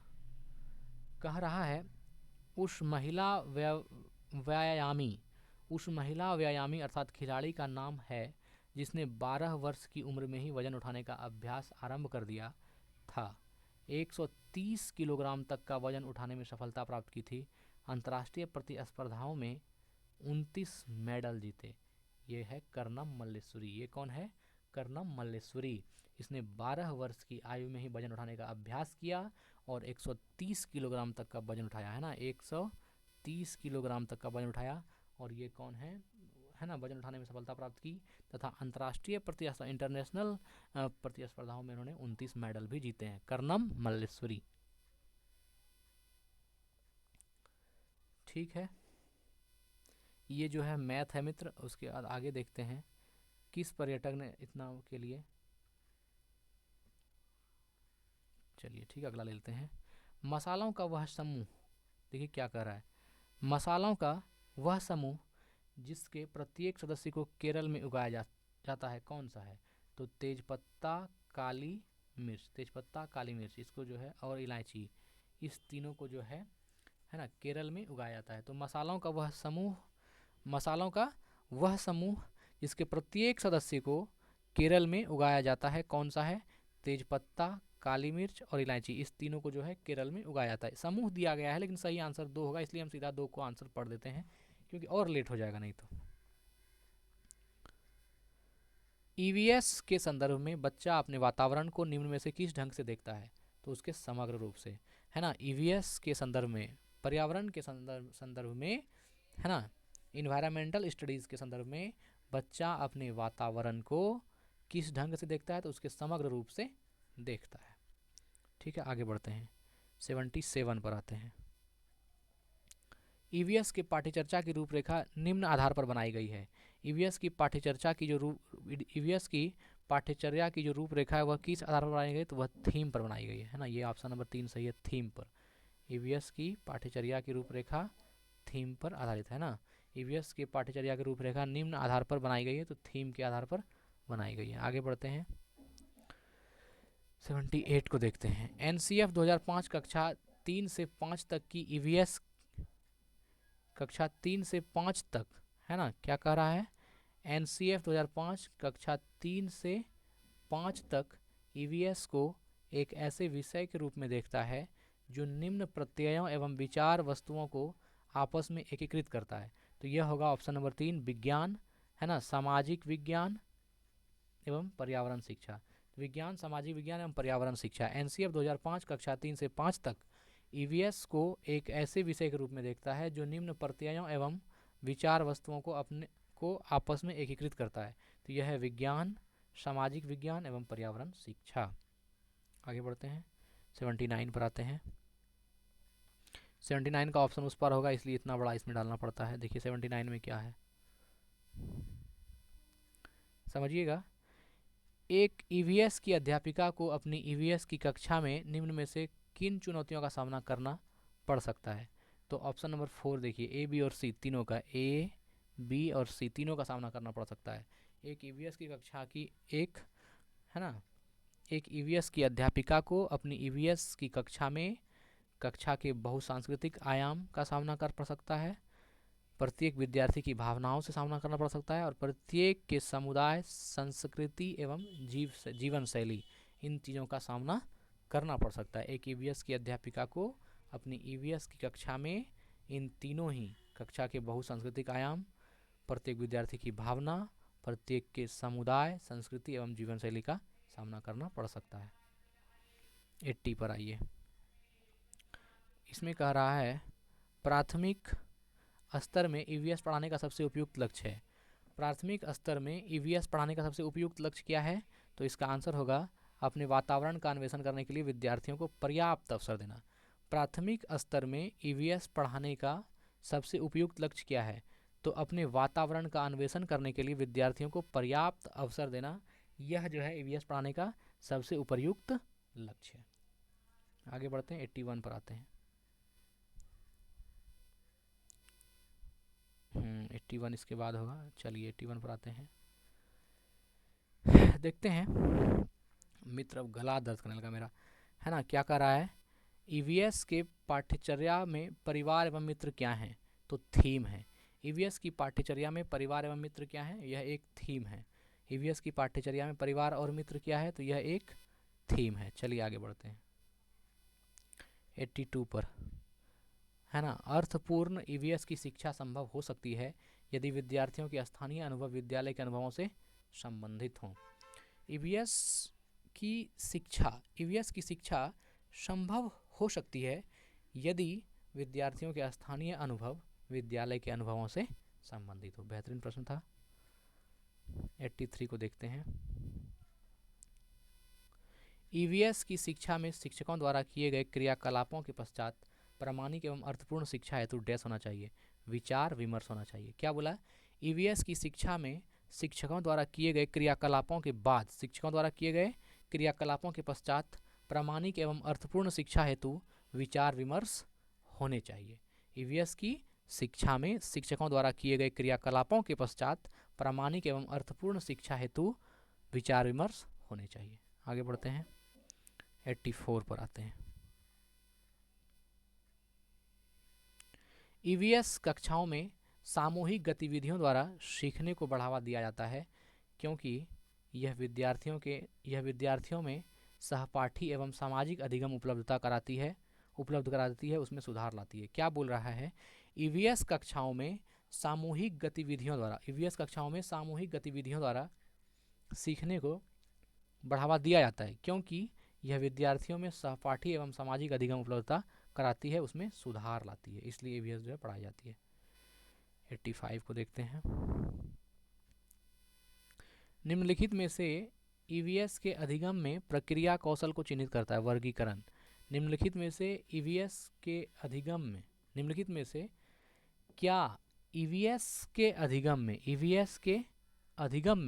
प्रक्रिया कौशल को चिन्हित करता है। तो वर्गीकरण जो है वह ईवीएस के अधिगम में प्रक्रिया कौशल को चिन्हित करता है, वर्गीकरण। आगे बढ़ता हूँ, 86। ईवीएस की शिक्षा में शिक्षकों द्वारा अभिभावकों एवं समुदाय की भागीदारी को बढ़ावा देने का सबसे उपयुक्त उद्देश्य है ना। ईवीएस की कक्षा में शिक्षकों द्वारा अभिभावकों एवं समुदाय की भागीदारी को बढ़ावा देने का सबसे उपयुक्त उद्देश्य है। क्या है? तो शिक्षक को विद्यार्थियों की सामाजिक सांस्कृतिक पृष्ठभूमि को जानने का अवसर देना, है ना। ईवीएस की शिक्षा में शिक्षकों द्वारा अभिभावकों एवं समुदाय की भागीदारी को बढ़ावा देने का सबसे उपयुक्त उद्देश्य क्या है? तो शिक्षक को विद्यार्थियों की सामाजिक सांस्कृतिक पृष्ठभूमि को जानने का अवसर देना। चलिए आगे बढ़ते हैं, 86 या 87 देखते हैं क्या है। कह रहा है 87 में, प्राइमरी स्तर पर ईवीएस कक्षाओं की चुनौतियों व समस्याओं को भली प्रकार संबोधित निम्न द्वारा किया जा सकता है। तो यह विचार विमर्श के उपरांत वाद विवाद द्वारा। देखिए यह जो है तीसरा खंड आप पढ़ रहे हैं, तीसरा है। तो तीसरा में क्या है? पर्यावरण अध्ययन। तो उसी में जो 30 प्रश्न है उसी को हम लोग देख रहे हैं, इसलिए सारा प्रश्न जो है ईवीएस से है। तो प्राइमरी स्तर पर ईवीएस कक्षाओं की चुनौतियों व विषयों समस्याओं को भली प्रकार संबोधित निम्न द्वारा किया जा सकता है। तो विचार विमर्श के उपरांत वाद विवाद के द्वारा इसको जो है संबोधित किया जा सकता है। हमको लगा हम सब पढ़ा देंगे, लेकिन मेरे गले में इतनी दर्द हो रही है मित्र, हम क्या बताएं। लेकिन अब इसको ख़त्म करके ही दम मारना है। 88 पर देखते हैं क्या है। ईवीएस में बच्चों के सीखने का गुणात्मक आकलन निम्न द्वारा किया जा सकता है। ऑप्शन ए और बी के द्वारा, है ना। ऑप्शन ए और बी के द्वारा। ऑप्शन ए है बच्चों के विचारों का अभिलेख अवलोकन की रिपोर्ट से, और ऑप्शन 2 है प्रक्रिया कौशलों का अवलोकन से। तो यह प्रश्न अच्छा है कि ईवीएस में बच्चों के सीखने का गुणात्मक आकलन निम्न द्वारा किया जा सकता है। तो ईवीएस में बच्चों के सीखने का गुणात्मक आकलन बच्चों के विचार का अभिलेख और अवलोकन की रिपोर्ट से भी कर सकते हैं। ऑप्शन बी भी सही है, प्रक्रिया कौशलों का अवलोकन से भी। चलिए ठीक है, आते हैं 89 पर। 89 को देखते हैं। निम्न में कौन सा ईवीएस शिक्षण में रचनात्मक आकलन का उपकरण है? तो 89 का जो राइट आंसर है वह हम लोग देख लेते हैं। वह है ए, बी, सी और डी, चारों है। यहाँ पर देखिए ए, बी, सी और डी चारों, ये ऑप्शन, यह जो है इसका राइट आंसर होगा, यह चारों। अर्थात कि निम्न में से कौन सा जो है ईवीएस शिक्षण में रचनात्मक आकलन का उपकरण है? तो पोर्टफोलियो भी है ना, पोर्टफोलियो भी है, दृष्टांत अभिलेख अर्थात एनाक्डोटल रिकॉर्ड भी है, दर मापक पैमाना भी है, और अवलोकन एवं रिकॉर्ड्स लिखना। ये चारों का चारों ऑप्शन राइट है ना। निम्न में से ईवीएस शिक्षण में रचनात्मक आकलन का उपकरण कौन है? पोर्टफोलियो भी है, और है ना, पोर्टफोलियो भी है, दृष्टांत अभिलेख भी है, और दर मापक पैमाना भी है, और अवलोकन एवं रिकॉर्ड लिखना भी है। चलिए ठीक है, अगला लेते हैं 90 नंबर।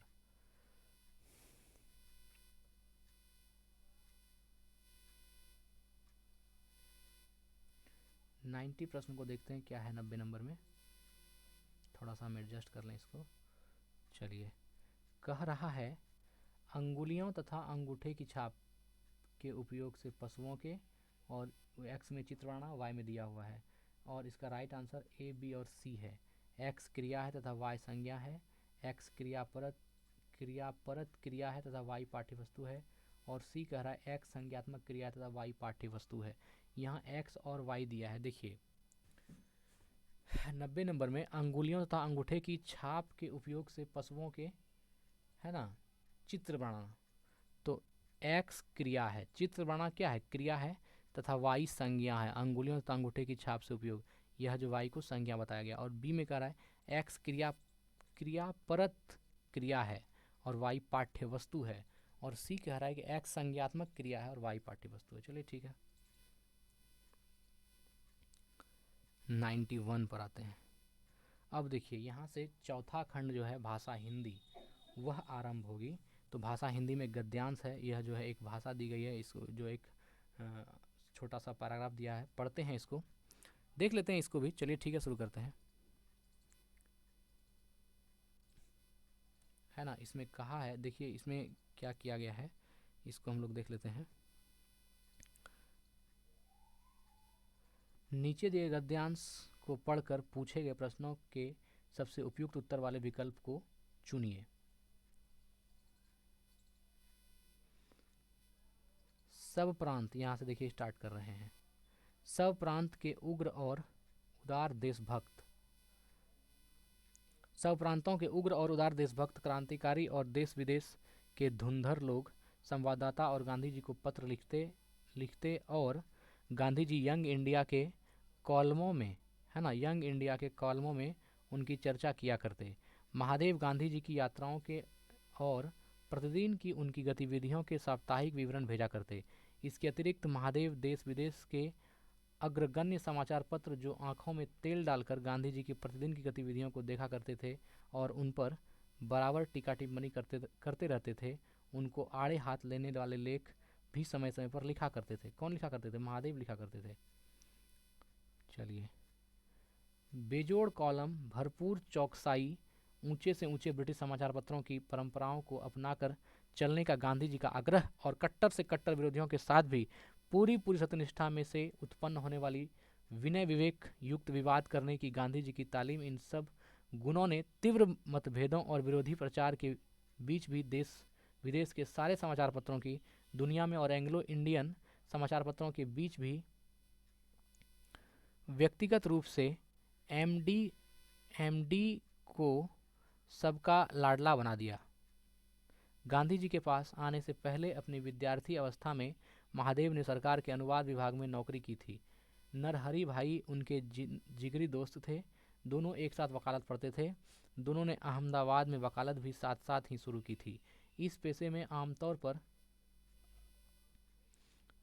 पर स्याह को सफ़ेद और सफ़ेद को स्याह करना होता है। साहित्य व संस्कार के साथ इनका कोई संबंध नहीं रहता, लेकिन इन दोनों ने तो उसी समय से टैगोर, शरतचंद्र आदि के साहित्य को उलटना पुलटना शुरू कर दिया। चित्रांगदा कच देवयानी की कथा पर टैगोर द्वारा रचित विदाई का अभिशाप शीर्षक नाटिका शरत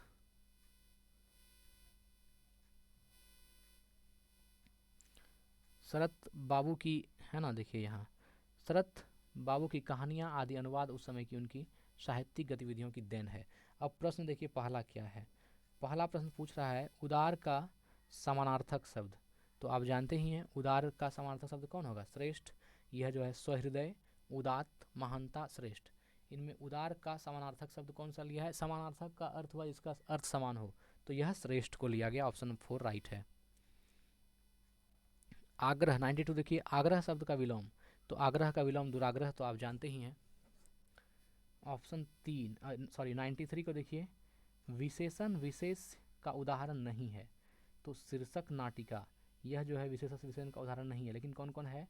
आड़े हाथ लेना, यह जो है विशेषण विशेष का उदाहरण है। तीव्र मतभेद, यह विशेषण विशेष का उदाहरण है। विरोधी प्रचार, यह विशेषण विशेष का उदाहरण है, लेकिन शीर्षक नाटिका यह विशेषण विशेष का उदाहरण नहीं है। 94 को देखिए, प्रस्तुत गद्यांश का मुख्य विषय क्या है? यह जो अभी हमने पढ़ा जिस गद्यांश को, इसका मुख्य विषय क्या था? तो गांधी जी के परम सहयोगी महादेव देसाई। महादेव देसाई के बारे में भी उसमें लिखा गया, उन्होंने गांधी जी के बारे में क्या सोच थी, उन्होंने क्या क्या किया। तो वही क्या कहा, प्रस्तुत गद्यांश का मुख्य विषय क्या है? गांधी जी के परम सहयोगी महादेव भाई देसाई। 95 देखिए, गांधी जी किस पत्रिका के क्रांतिकारियों और देश में उन्हें लिखे गए पत्रों की चर्चा किया करते थे? तो यंग इंडिया, है ना। गांधी जी किस पत्रिका में क्रांतिकारियों और देशभक्तों द्वारा उन्हें लिखे गए पत्रों की चर्चा किया करते थे? तो यंग इंडिया का, किसे करते थे? यंग इंडिया का चर्चा करते थे। आगे है, गांधी जी के पास आने वाले गांधी जी के पास आने से पहले महादेव जी कहाँ कार्यरत थे? तो ये सरकार के अनुवाद विभाग में कार्यरत थे। अभी गद्यांश में हमने पढ़ा महादेव जी सरकार के अनुवाद विभाग में कार्यरत थे। चलिए 96 हो गया, आगे बढ़ते हैं। अब है अगला प्रश्न 97, है ना। गद्यांश के अनुसार किस पेशे में काले को सफ़ेद व सफ़ेद को काला करना होता है? तो यह है वकीली में। यह जो वकील वाला जो पेशा है, इसमें सफ़ेद को काला और काले को सफ़ेद करना होता है, ऐसा गद्यांश में इस पेशा के बारे में लिखा गया है। 98 को देखिए, किन प्रसिद्ध साहित्यकारों के साहित्य में महादेव जी व उनके दोस्त की रुचि थी? तो यह 1 और 2, रविन्द्रनाथ टैगोर और शरत चंद्र चटर्जी, इस दोनों में जो है इनके दोस्तों की। 98 को देखिए, फिर से एक बार हम बोल रहे हैं, इसमें है कि किन प्रसिद्ध साहित्यकारों के साहित्य में महादेव जी व उनके दोस्तों की रुचि थी? तो रविन्द्रनाथ टैगोर के साहित्य में और शरत चंद्र चटर्जी के साहित्य में, है ना। साहित्यकारों के साहित्य में महादेव जी और उनके दोस्तों की रुचि थी। 99, संस्कार में कौन सा उपसर्ग है? संसर्ग में सम उपसर्ग है, स्व म में हलंत। यह सम जो है यह उपसर्ग है किसमें? संस्कार में। अब हो गया 99 हो गया। अब 100, 100 नंबर देखते हैं प्रश्न कौन सा है। 100 नंबर में कौन सा प्रश्न है? यहाँ देखिए, 100 से 105, निम्नलिखित गद्यांश को पढ़कर पूछे गए प्रश्नों के सबसे उपयुक्त उत्तर वाले विकल्प को चुनिए। क्या परिचय दूं मैं अपना? द्रौपदी, पंचाली, कृष्णा या ज्ञान सेनी? सभी संज्ञाएं विशेषण हैं या संबंध सूचक? कभी गौर किया है तुमने, मेरा कोई नाम नहीं? द्रोणाचार्य के अपमान का बदला चुकाने को पिता को चाहिए था एक योद्धा, और धृष्टद्युम्न के पीछे यज्ञ की अग्नि से औचक ही निस्तृत में सबको स्तब्ध कर खुद ही प्रयोजन बनती रही आजन्मा। सुई की नोक के बराबर भूमि न पाने वालों की के औरस अब तक मुझ पर उंगली उठाते थकते नहीं कि लाखों लोगों की मृत्यु का कारण मैं रही। और भी कई कहानियाँ बुन ली है उन्होंने, महज इसलिए कि मैं कभी रोई नहीं, गिड़गिड़ाई नहीं, न माँ के सम्मुख जब उन्होंने बांट दिया 5 बेटों में, और न कुरुसभा में जहाँ 5-5 पतियों के बावजूद मैं अकेली पड़ गई। चलिए, अब यहाँ प्रश्न है 100 में, क्या कह रहा है? निश्रित शब्द है, निश्रित एक तत्सम शब्द है। निश्रित क्या है? एक तत्सम शब्द है। दूसरा है, द्रोणाचार्य शब्द का संधि विच्छेद क्या होगा? तो यह देखिए, द्रोण जोड़ आचार्य, यह जो 3 नंबर है सही है, द्रोण जोड़ आचार्य। यहाँ देखिए द्रोणा है, ये नहीं होगा। यहाँ देखिए द्रोण जोड़ चर्या है, नहीं होगा। और द्रोण जोड़ आचार्य, द्रोणा जोड़ आचार्य नहीं होगा, तो ऑप्शन 3 राइट होगा, द्रोण जोड़ आचार्य, द्रोणाचार्य। अगला है, यहाँ पंचाली से क्या आशय है? पंचाल देश की राजकुमारी, जो पंचाल देश की राजकुमारी है उसको पांचाली कहते हैं।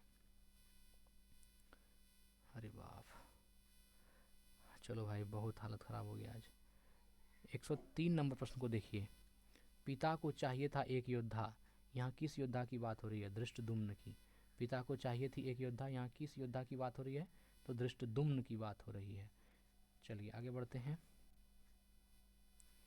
यज्ञ की अग्नि से कौन उत्पन्न हुआ? धृष्टद्युम्न और द्रौपदी। ये द्रौपदी के जन्म की बात कर रहा है। यज्ञ की अग्नि से कौन उत्पन्न हुआ? तो धृष्टद्युम्न और द्रौपदी। यह गद्यांश को देखेंगे समझ में आ जाएगी। चलिए ठीक है। कुरुसभा में उपस्थित द्रौपदी के पतियों को क्या कहा जाता है? पांडव, क्योंकि 5 पांडव इसके पति थे, इसलिए क्या कहा गया? पांडव। 106 को देखिए, सभी बच्चे उन गतिविधियों द्वारा अभिप्रेरित होते हैं जो बच्चों के लिए अर्थपूर्ण होती है। सभी बच्चे उन गतिविधियों द्वारा प्रेरित होते हैं जो बच्चों के लिए अर्थपूर्ण होती है। सभी बच्चे उन गतिविधियों द्वारा अभिप्रेरित होते हैं जो बच्चों के लिए अर्थपूर्ण, जो उसके लिए अर्थपूर्ण होगा उसी से ना अभिप्रेरित होगा भाई। अब छोटा सा बच्चा है, मान लीजिए 8 साल का, 9 साल का, और उसको उसको खिलौने से मतलब है, और आप उसको जो है प्रलोभन या उसको प्रेरणा दे रहे हैं बड़े बड़े कार की, हेलीकॉप्टर की, तो वो नहीं। जो उससे संबंधित चीज़, जैसे मान लीजिए वो अगर 12 साल 15 साल का है, वो साइकिल से उसको प्रेम है, तो उसको साइकिल से संबंधित उदाहरण दीजिए, वह उसको ज़्यादा अच्छा लगे क्योंकि वह उसको समझ रहा है। तो वही बात है कि जो बच्चों के लिए अर्थपूर्ण होती है ना, सभी बच्चे उन गतिविधियों में उन गतिविधियों द्वारा अभिप्रेरित होते हैं। 107 देखिए, प्राथमिक स्तर पर किसी गतिविधि या किसी खेल के लिए अनुदेशन दिया जाना चाहिए बच्चों का घर की भाषा या मातृभाषा में। ठीक है, तो बच्चों के घर की भाषा में या बच्चों की मातृभाषा में ही प्राथमिक स्तर पर किसी गतिविधि या किसी खेल के लिए अनुदेशन देना चाहिए। ठीक है, निम्नलिखित कथनों के संदर्भ में कौन सा विकल्प सही नहीं है? विषय वस्तु के माध्यम से व्याकरण सीखते हैं, यह जो है सही नहीं है। सही क्या है? शब्द एवं वाक्य संरचना रटते हैं, शब्द एवं वाक्य संरचना रटते हैं। कह रहा है यहाँ पर एक ये है, कविता गीत व मंत्र के तरीके हैं जिनसे बच्चे, कविता गीत एवं मंत्र वे तरीके हैं जिनसे बच्चे शब्द एवं वाक्य संरचना रटते हैं। ठीक है, उच्चारण का अभ्यास करते हैं। ठीक है, और शब्द संपदा बढ़ाते हैं, लेकिन विषय वस्तु के माध्यम से व्याकरण सीखते हैं, यह जो है गलत है। अगला देख रहे हैं 109, शिक्षक बच्चों का आकलन करता है। शिक्षक बच्चों का आकलन करता है। देखिए 3 नंबर, बच्चों को उनके आगे के अधिगम के लिए सहायता प्रदान करने हेतु योजना बनाने के लिए, है ना। शिक्षक बच्चों का आकलन कैसे करता है? तो बच्चों को उनके आगे की अधिगम के लिए सहायता प्रदान करने हेतु योजना बनाने के लिए।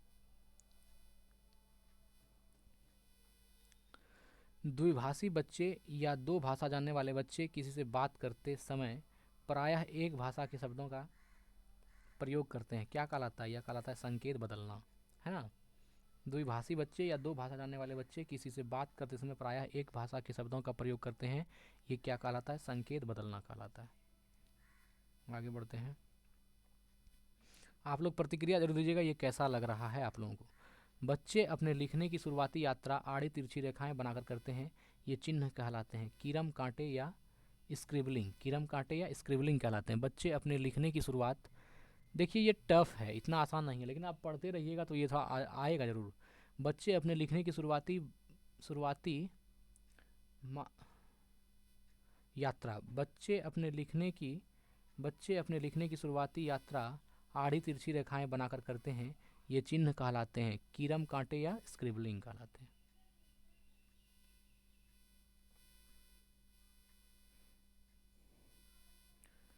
एक 112 देखिए क्या है, निम्नलिखित में से कौन सा एक कौशल बच्चों को उनका हस्तलेखन विकसित करने में सहायता करेगी?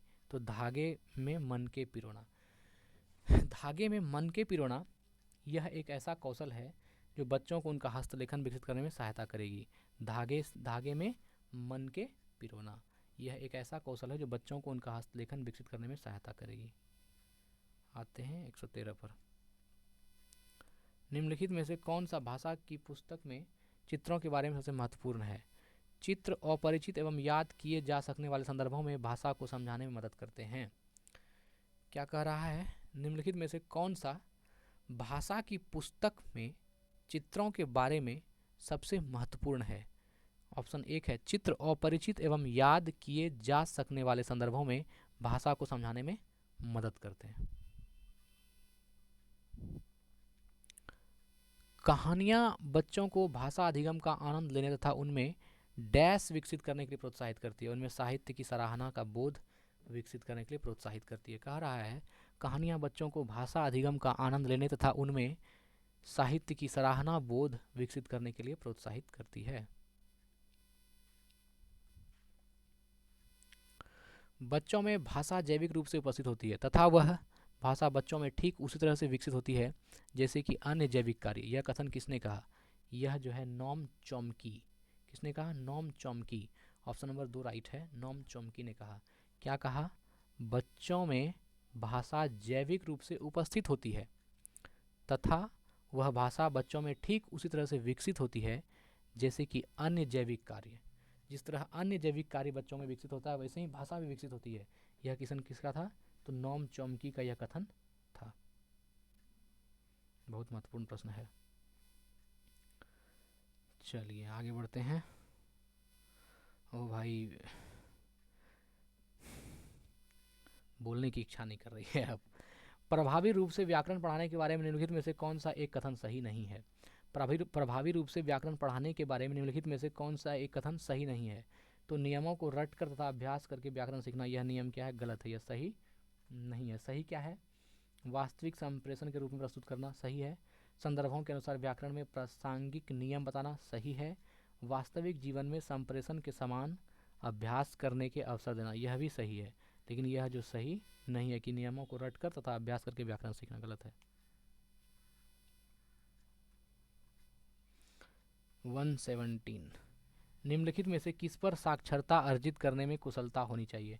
तो अर्थांकन करना एवं भाषा की समझ पर, है ना, अर्थांकन करना एवं भाषा की समझ पर साक्षरता अर्जित करने में कुशलता होनी चाहिए, है ना। साक्षरता अर्जित करने में कुशलता होनी चाहिए किस पर? तो अर्थांकन करना एवं भाषा की समझ में साक्षरता अर्जित करने में कुशलता होनी चाहिए। अगला प्रश्न है, शिक्षा में भाषा अधिगम की प्रक्रिया को बढ़ावा देने के लिए तकनीकी का प्रयोग करना डैश कहलाता है? आईटीसी। क्या कहलाता है? आईटीसी। शिक्षा में भाषा अधिगम की प्रक्रिया को बढ़ावा देने के लिए, शिक्षा में भाषा अधिगम की प्रक्रिया को बढ़ावा देने के लिए तकनीकी या प्रौद्योगिकी का प्रयोग करना आईटीसी कहलाता है। क्या कहलाता है? आईटीसी। 119 को देखते हैं। विद्यार्थियों के अधिगम के आकलन के लिए उपयोग की जाने वाली स्कोरिंग मार्गदर्शिका को कहते हैं रूब्रिक्स। क्या बोलते हैं? रूब्रिक्स। ऑप्शन ए राइट है, रूब्रिक्स, है ना। क्या है? रूब्रिक्स। विद्यार्थियों के अधिगम के आकलन करने के लिए, है ना, विद्यार्थियों के अधिगम के आकलन के लिए उपयोग की जाने वाली स्कोरिंग मार्गदर्शिका को क्या कहते हैं? रूब्रिक्स कहते हैं। चलिए ठीक है, याद रखिएगा ये सब प्रश्न मित्र, भूलिएगा नहीं।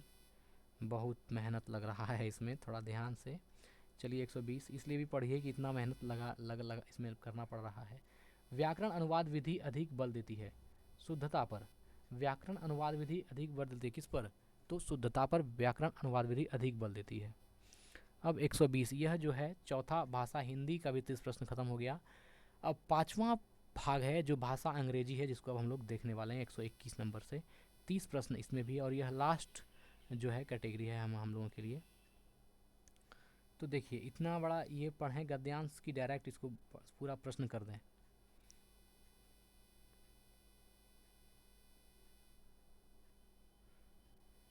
एक मिनट जरा सा देख लेते हैं।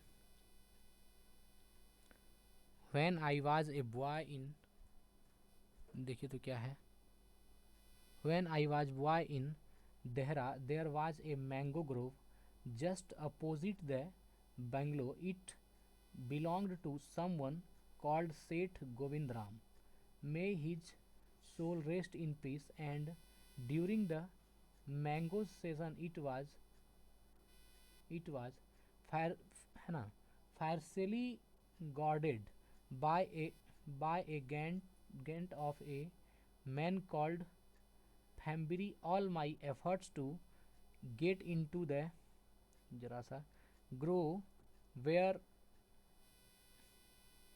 थोड़ा सा were repulsed, and on occasion I received a mild lathi blow on my backside. I just wanted to climb the tree. I pleaded, है ना, pleaded, come back when the mango season is over, said Fambury with a vicious smile copied from a filmy villain.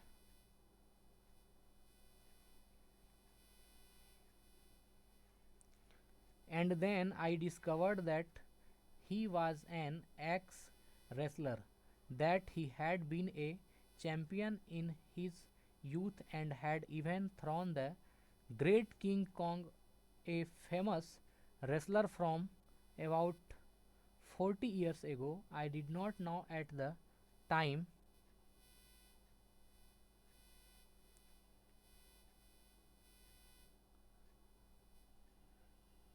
that King Kong in his bad years was constantly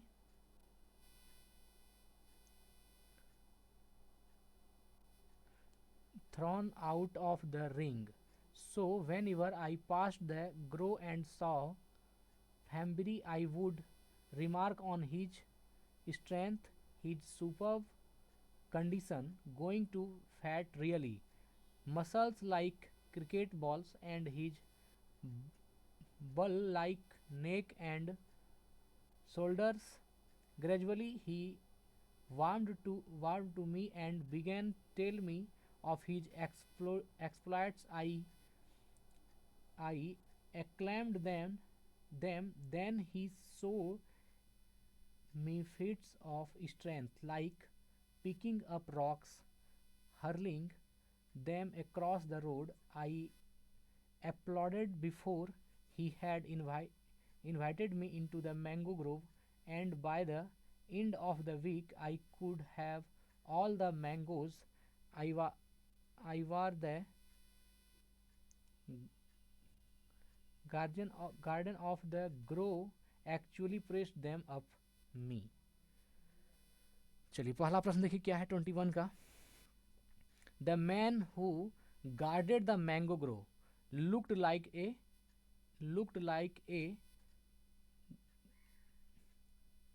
giant. Option number A right है इसका. Option B, देखिए English थोड़ा सा हम लोगों की week है, उतना अच्छा हमारा पकड़ इंग्लिश पर नहीं है, लेकिन फिर भी प्रयास करते हैं कि इतना सा हो कि आप लोगों को समझ जाए.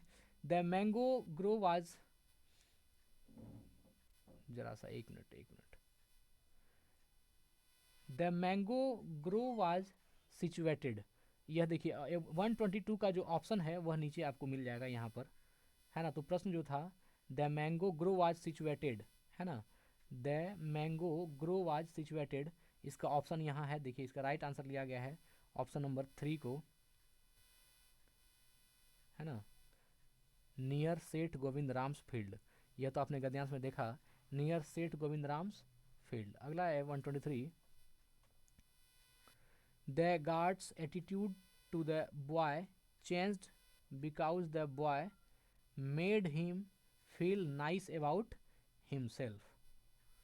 124 देखिए. The boy failed to get into the mango groves because he was scared of the monstrous guard. 125 देखिए. The word exploits used in the passage means acts of heroism. Acts of heroism. 126 को देखिए. Which of the following words has the same meaning as the words acclaim as used in the passage? Answer है prize, है ना. Option 4 right है. 126 को देखते हैं. Which part of speech is the underlined word in the phrase on my backside in the passage? Adjective. इसका क्या होगा? Adjective. Which part of speech is underlined, है ना. Which part of speech is underlined word in the phrase on my backside in the passage? क्या होगा? Adjective. देखिए ये अगर आप देख रहे हैं तो आपको अंदाज चलेगा कि प्रश्न कैसा पूछा जाता है या क्या पूछा जाता है. Which part of the following sentence contains an error? तो ऑप्शन ए है he is not coming. चलिए 128 हो गया. आगे देखते हैं 129. यहाँ भी ये क्या है? डायरेक्शंस, है ना. Directions. Read the passage given below and answer the question by choosing the correct most appropriate options. पढ़ देते हैं इसको भी, देखिएगा आप लोग. Over the last few years, E-commerce has become an ins- indispens- indispensable part of the global global retail framework. Like many other industries, the retail landscape has undergone a substan- substantial transformation following the advent of the internet, and thanks to the ongoing on sorry thanks to the ongoing digitalization of modern life, consumers from virtually every country now profit from the perks of online transactions.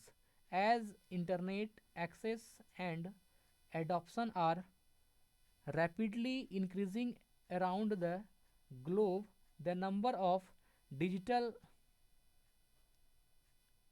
जरा सा ओफो the number of digital buyers would wide like keeps climbing every year. थोड़ा सा इधर देख लेते हैं. अरे वाह, बहुत बड़ा दिया हुआ है भाई. अच्छा, according to the latest calculation, e-commerce growth will accelerate when further in the future. Internet user can choose from various online platforms to browse, compare and purchase the items or services they need. While some websites especially target B2B, business to business claims, individual consumer are also presented with a vast number of digital possibilities. As of 2020, online marketplaces account for the largest share of online purchase worldwide, leading the global ranking of online retail websites in terms of traffic is Amazon. In term of gross merchandise value GMV, Amazon rank third behind Chinese competitors Chinese competitors Taobao and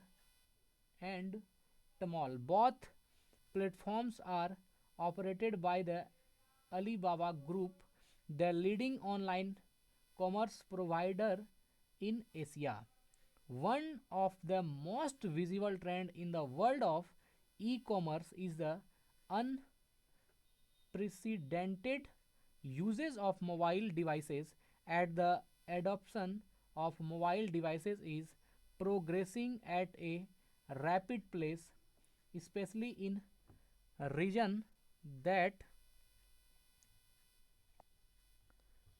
lack other digital infrastructure. Mobile integration will continue to shape the shopping experiences of the future.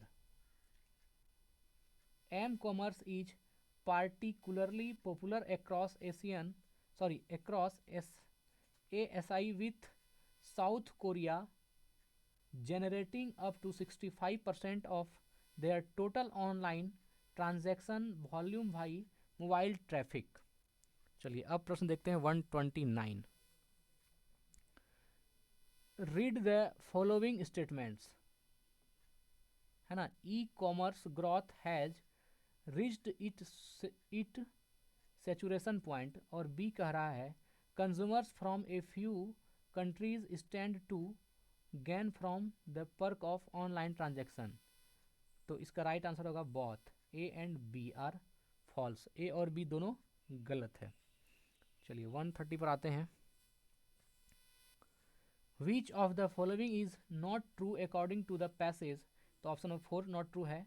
The number of digital buyers keeping climbing every 2 years। यह जो है which of the following is not true according to the passage, ये 4 जो है true नहीं है। 131 को देखते हैं। The retailer landscape has undergone A substantial change because option 2 है मोस्ट कंज्यूमर आर टेक्नो सेवी। 132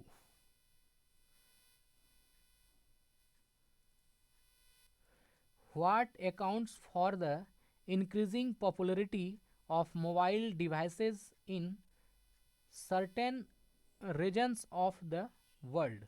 इसका आंसर है lake of other digital infrastructure, lake of other digital infrastructure.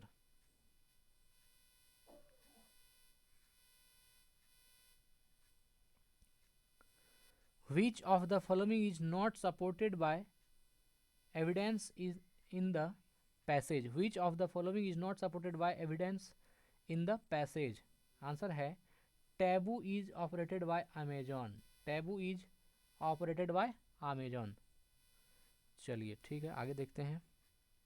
134 which of the following word is nearest in meaning to the word advent as used in the passage.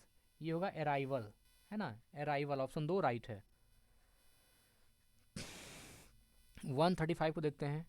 Which part of speech is the underlined word in the following sentences?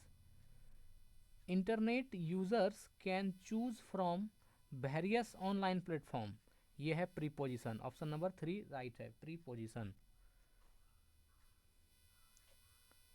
136 को देखते हैं। Interactions a teacher has with children of her class while they are engaged in an activity. इसका right answer होगा dash है, इसमें भरा जाएगा help develop language and communication in context, है ना। तो इसका हो जाएगा help develop language and communication in context. If children here 2 languages spoken around them, this exposure to 2 languages will place children at an advantage, है ना, place children at an advantage। 138 पर आते हैं। The most important aspect of children's language development is है ना exposure to that language, exposure to that language।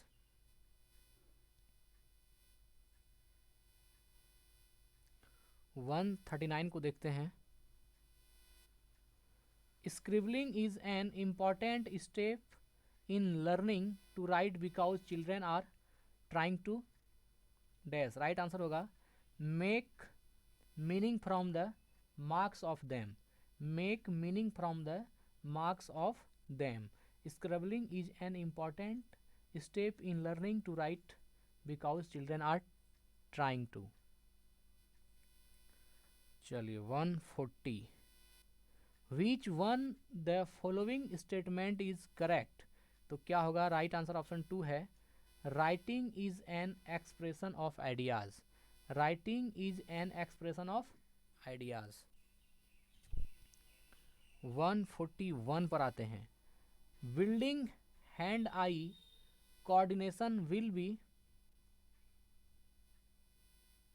Lead to develop, है ना। 141 को देखिए, building hand eye coordination will lead to develop dash skill, तो ये है hand writing skill. Building hand, है ना, building hand eye coordination will lead to develop dash skill, तो हैंड राइटिंग। 142 को देखते हैं। At the foundation stage learners should be taught in school in their home language as, तो इसका right answer कौन सा हो जाएगा? 142। देखिए 142 का जो राइट आंसर होने वाला है वह ऑप्शन ए है ना, option A is right.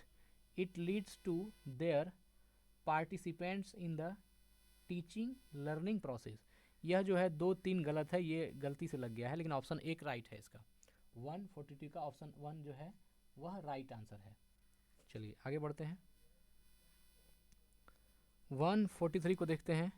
Using the learners home languages at start of schooling, इसका ऑप्शन 4 राइट है।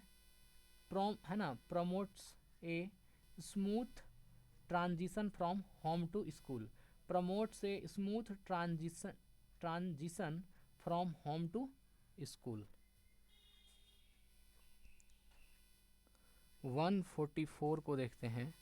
What is the main purpose of summative assignment, what is the main purpose of summative assignment, तो इसका main purpose है option 4 right है। To measure और audit attainment,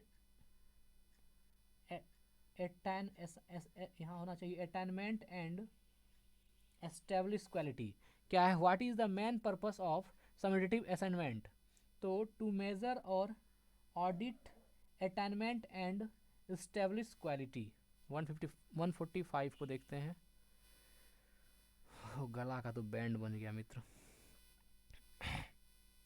अब मैं पढ़ाऊंगा कैसे आज। 145 to use the language effectively and appropriately in variety of situations we need to, तो इसका राइट आंसर है focus on the use of, है ना, grammar in context. To use the language effectively and appropriately in a variety of situations we need to focus on the use of grammar in a context। 146 को देखते हैं। Which one the following statements is not true about the language classroom? Which one of the following statement is not true about the language classroom? Option 2 is right. A disciplined class is more where learners sit quietly and teacher teaches well। ठीक है ना, a disciplined class is more where learners sit quietly and teacher teaches well। चलिए 147 पर आते हैं। The grammar tasks are to be contextualized, to be contextualized।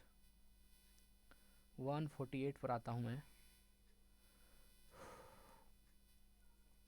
148 which of the following was suggested by Noam Chomsky, which of the following was suggested by Noam Chomsky? Option 3 right answer है। There is an innate human ability to acquire language, है ना, there is an innate human ability to acquire language। 149 को देखते हैं। Inductive method proceeds from, है ना, familiar और unfamiliar. Option 3 right है, फैमिलियर और अनफैमिलियर। लास्ट प्रश्न है आज का जो हमने देखा ये क्वेश्चन बैंक, इसमें जो है 21 जनवरी 2022 का अंतिम प्रश्न है। A teacher is asking student to write letters of alphabet with the help of their finger in the sand tray। The objective of this activity is to strengthen their fine motor skill, strengthen their fine motor skill। तो यह जो है आज का यह यहाँ पर and हो गया। और मित्र हम आपसे कुछ नहीं चाहते हैं, बस आप पूरा वीडियो देखिए और एग्ज़ाम को क्रॉस कीजिए, बस यही इसी उद्देश्य से इतना मेहनत किया गया। और हम ये चाहेंगे कि आप हमको कमेंट बॉक्स में बताइए कि ये वीडियो सही लगा कि नहीं, क्योंकि यही वीडियो तय करेगा कि आगे वीडियो में मैं बनाऊं या नहीं ना बनाऊं। क्योंकि इतना मेहनत लगा के बनाता हूं और अगर उस पर व्यूज़ नहीं आए, कोई नहीं देखे, तो मैं क्यों उतना मेहनत करूं बताओ। तो इसलिए आप कमेंट जरूर कीजिएगा और लाइक करके बताइएगा, ये बताइएगा कि ये चलेगा या नहीं चलेगा, मैं इस पर काम करूँ या ना करूँ। तो यही वीडियो को एंड करते हैं। धन्यवाद, स्वस्थ रहें, अपना ख्याल रखें। जय हिंद।